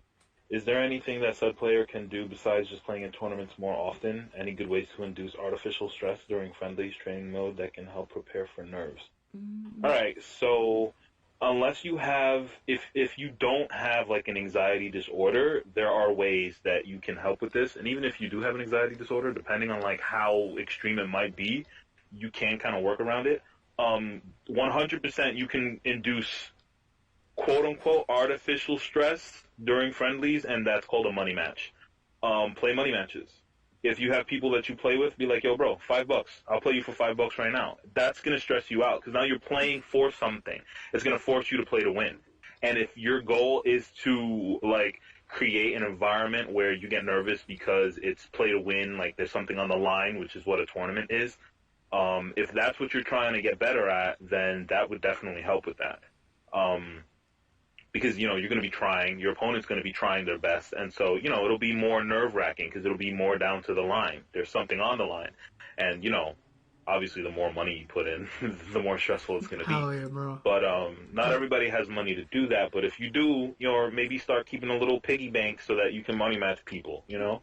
That's definitely a way to give yourself some stress so you can get used to going to tournaments. If it's being around people, so many people that makes you nervous, I would say probably the best way to get better at doing that is to just keep doing it. Maybe don't go to a tournament where you have to deal with the something on the line stress and, being around people stress. Um, Obviously when COVID's over, right, when we can go and be together and hang out again, you know, meet a couple of people, try to meet a couple of people, and do little get-togethers so you start getting used to being around people more often, stuff like that. But that's probably the best advice I have for inducing quote-unquote artificial stress. Um, the only other real way is to psych your own self out. So what I used to do was like in my head, if I was playing like X, for example, because he was so much better than me at the game, I would just like psych myself out and play like this was tournament, and my heart would be beating and my hands would start shaking. But since he and I would play so often, pretty much almost every week, eventually I would start playing my best, but I wasn't shaking and my heart wasn't beating so super fast and I could think clearer. I treated it like it was a tournament set because I was playing against somebody who was at a greater level than me. You know what I mean? So, yeah, I mean, that's probably the best advice that I could do. As far as training mode, I don't think there's really much you can do to induce, like, the kind of stress that a tournament puts on you in training mode. But if you can find a sparring partner who can, like, you guys can go into a little match where, like, infinite time or something like that, and he puts you into stressful situations in the game, like, trying to get off the ledge or trying to get out of disadvantage. So that way, if those situations make you more nervous than others, you can get used to being put into those situations more often. Yes, that is true. And also, don't forget to breathe, because sometimes you may hold your breath in high stressful situations, and that kind of fogs your. Oh, yeah, I have a trick for that too, actually, and it's like scientifically proven to reduce anxiety. And since I struggle myself with anxiety, I can say from experience that it works 100%. It's belly breathing. So instead of when you breathe, most people, they try to breathe through their chest and their shoulders.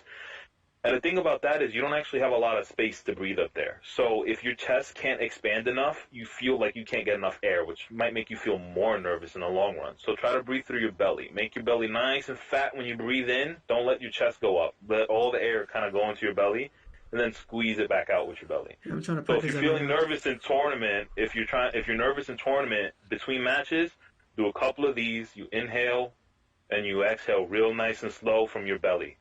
I'm telling you, it's going to work. You're going to immediately feel like, okay, I can think a little clearer now, but don't do it quick. You don't want to huff and puff. You want to do real slow. Count them. Count like 5 seconds each breath if you have to. What you doing? You giving them advice on anxiety, or you teaching them how to give birth? Listen, hey, it's very similar, okay? It's stressful situations. That's what we're trying to deal with here. I don't forget to breathe. It's my body shaking and kind of like stomach butterflies, but only in tournament. Oh, okay, yeah, no, I get you. That's like your adrenaline pumping. The thing about that is, don't fight it. Yeah, you have to accept Don't it. embrace it. Mm-hmm. Embrace it. That's amazing. Embrace it, because that's your adrenaline pumping, and actually that's what I crave from Smash is that adrenaline pumping. I used to hate it because it felt like it made me play worse, and I thought it was it is nervous technically, but it depends on how you look at it. If you look at it like you're being nervous, you are being nervous. Yeah. But if you look at it as being excited, now you're excited. Yeah, you could be a little excited, but not too excited. You know what I'm saying? Like, so try to let it turn into excitement as opposed to getting nervous and getting anxious. Yeah. Try to get excited about it. Like, oh my God, this is a good match. I can't believe it makes me feel this way. Get excited about it, like Goku does. Yeah, I usually slap my face a couple times. Not like fucking. I just go, in anime. Yeah, like to wake yourself up. I know what you mean. Here's any tips on reading your opponent's disadvantage, like DI and tech habits, especially in strings and combos.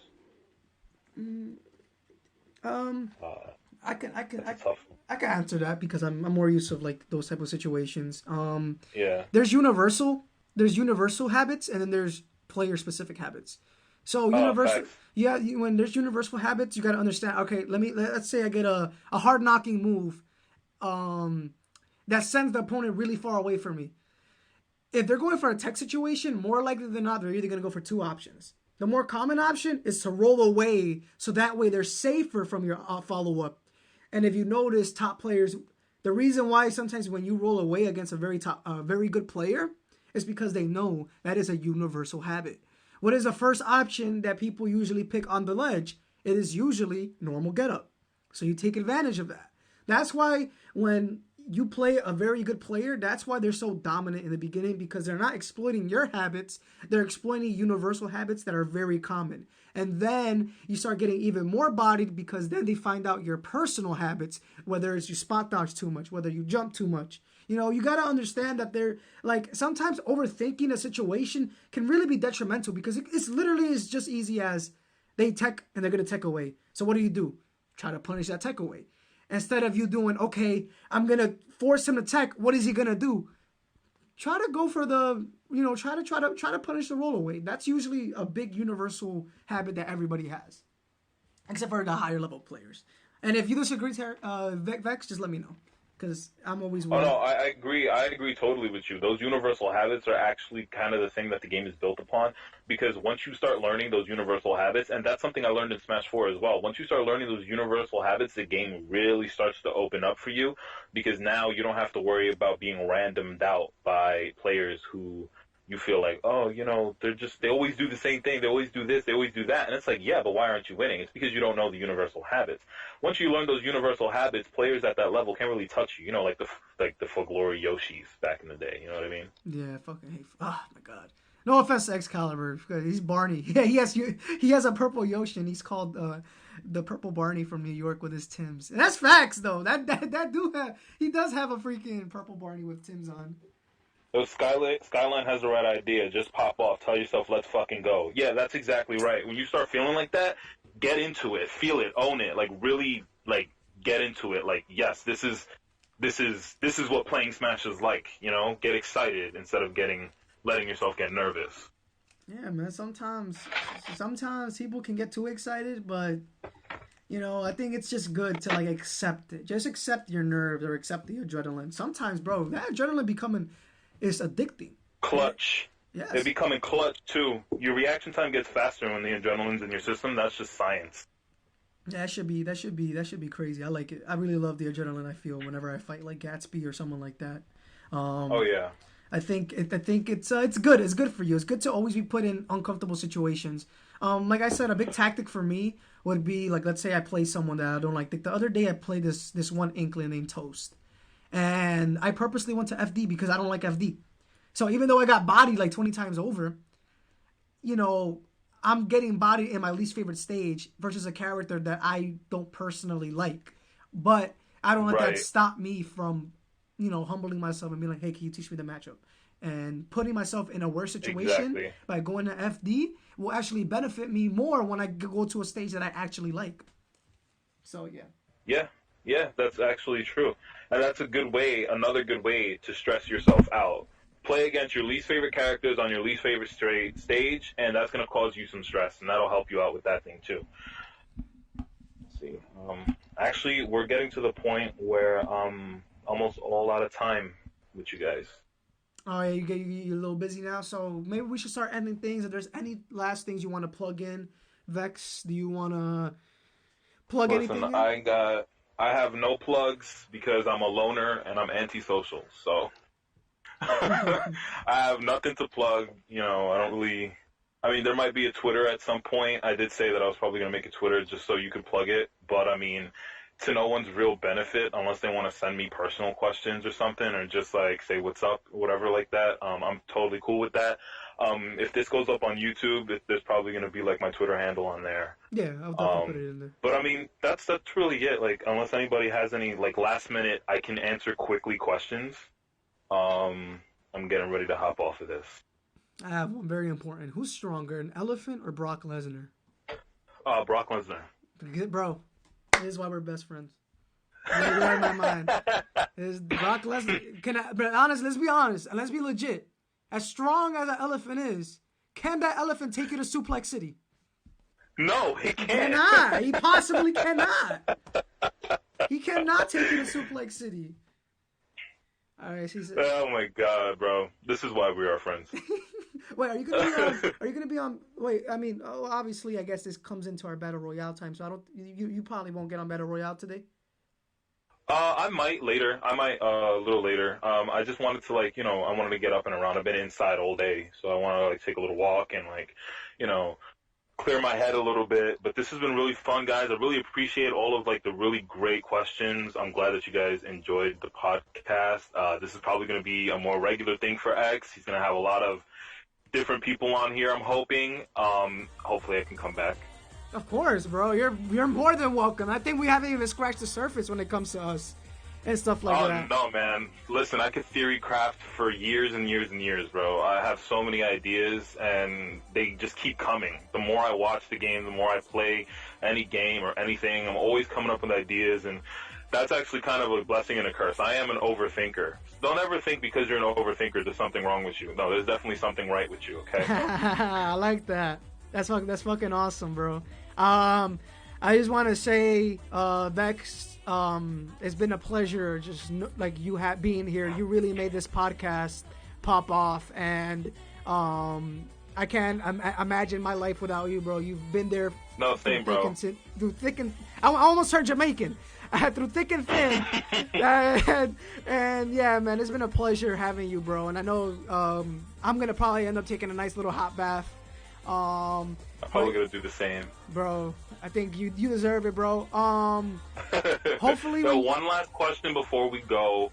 Unverse says, what do you say for players who mash in neutral, like ZSS or Peach who float cancels neutral? If you're having trouble against someone mashing against you in neutral, think about it this way. Even if they're mashing and it seems random, everybody still has a pattern. Even if they're not thinking about it, they have a pattern.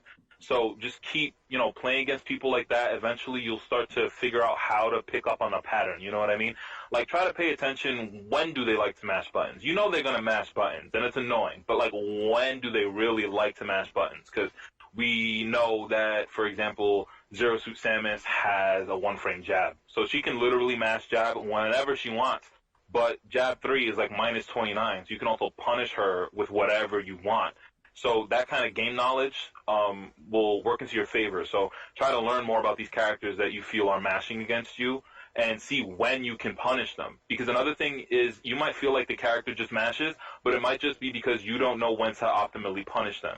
You might be trying to punish the wrong things. Like, for example, you cannot punish, if ZSS lands on your shield with a Nair, with neutral air, you can't punish it. Like, it's -2, it's super difficult to punish. Or if you can punish it, depending on your character, you might just have to find the right tool to punish it based on the numbers. So you have to learn that kind of, that's why frame data does come in handy for that kind of thing. You'll learn how to punish things that seem unpunishable, or maybe they are unpunishable and you just didn't know that. So that's why you get mashed on, because then you try to press a button, but it's not your turn yet.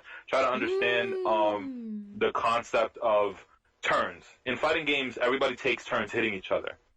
When somebody hits you and you block it, generally that would mean it's your turn, right? But if they're plus, the rule of thumb is if they're plus, it's still their turn. If they're minus, it becomes your turn. So if she's -2, you can't punish her, but you can get the fuck out of there. So instead of accepting or trying to hit her back, she's gonna mash on you. She has a one-frame jab. ZSS has a one-frame jab.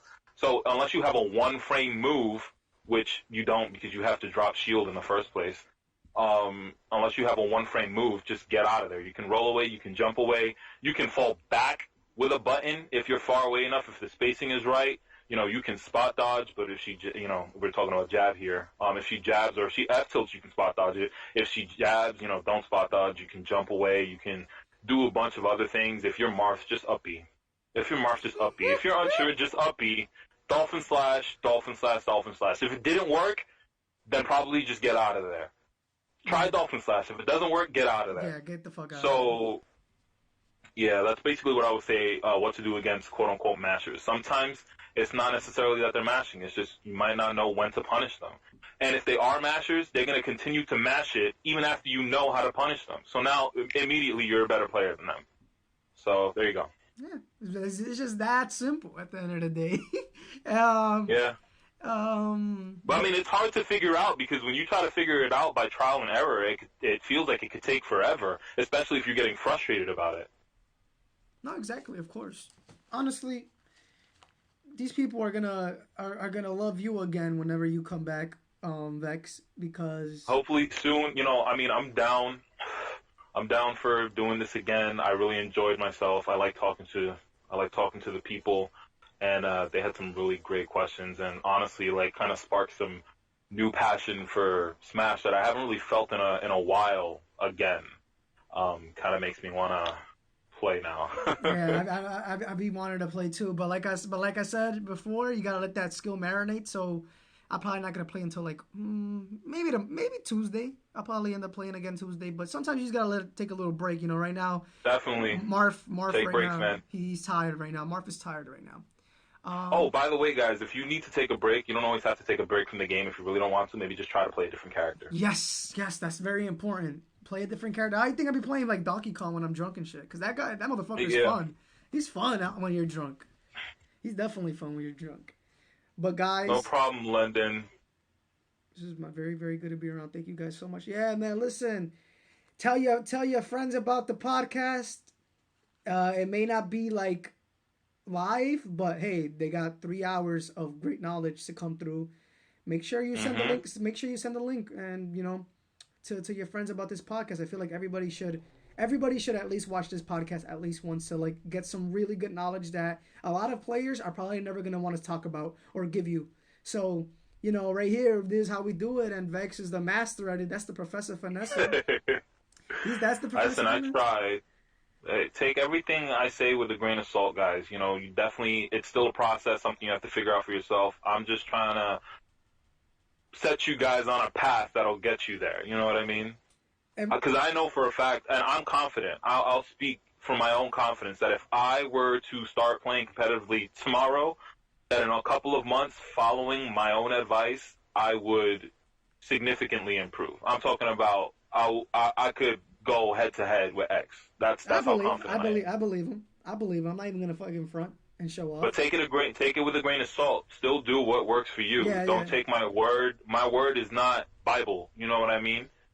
Not everything I say is gonna work for you. Or maybe you have to twist it around. Maybe you have to just make it fit to your play style, to your mentality. But make it work for you guys. That's all I want. I want everybody here to do well. I want everybody here to get better at the game because, that just means more competition for us. Yes. At the end of the day, that's all I want. I never want easy brackets. I want somebody to push me to the absolute limit. And if I lose along the way, hey, that's just a part of the game, That's the nature of the game. You guys have been amazing. You guys have been awesome. I'm going to go take a bath because, people just got to take baths. It just not be happening.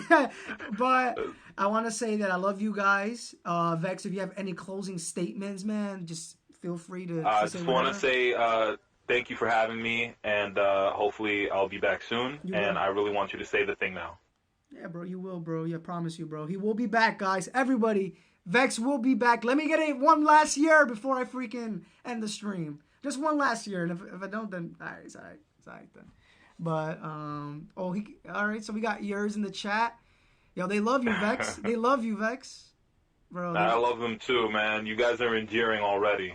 I had a great time. Hey, listen, Vex. Honestly, I can't wait until you get a lot of stuff settled, so that way you can actually open up your own channel and stuff like that. And trust me, as soon as you open up that channel, I will be promoting the fuck out of it, bro. Because you've already gained fans. I appreciate that, man. You've already gained fans, man. And they say Skyline said you're goated.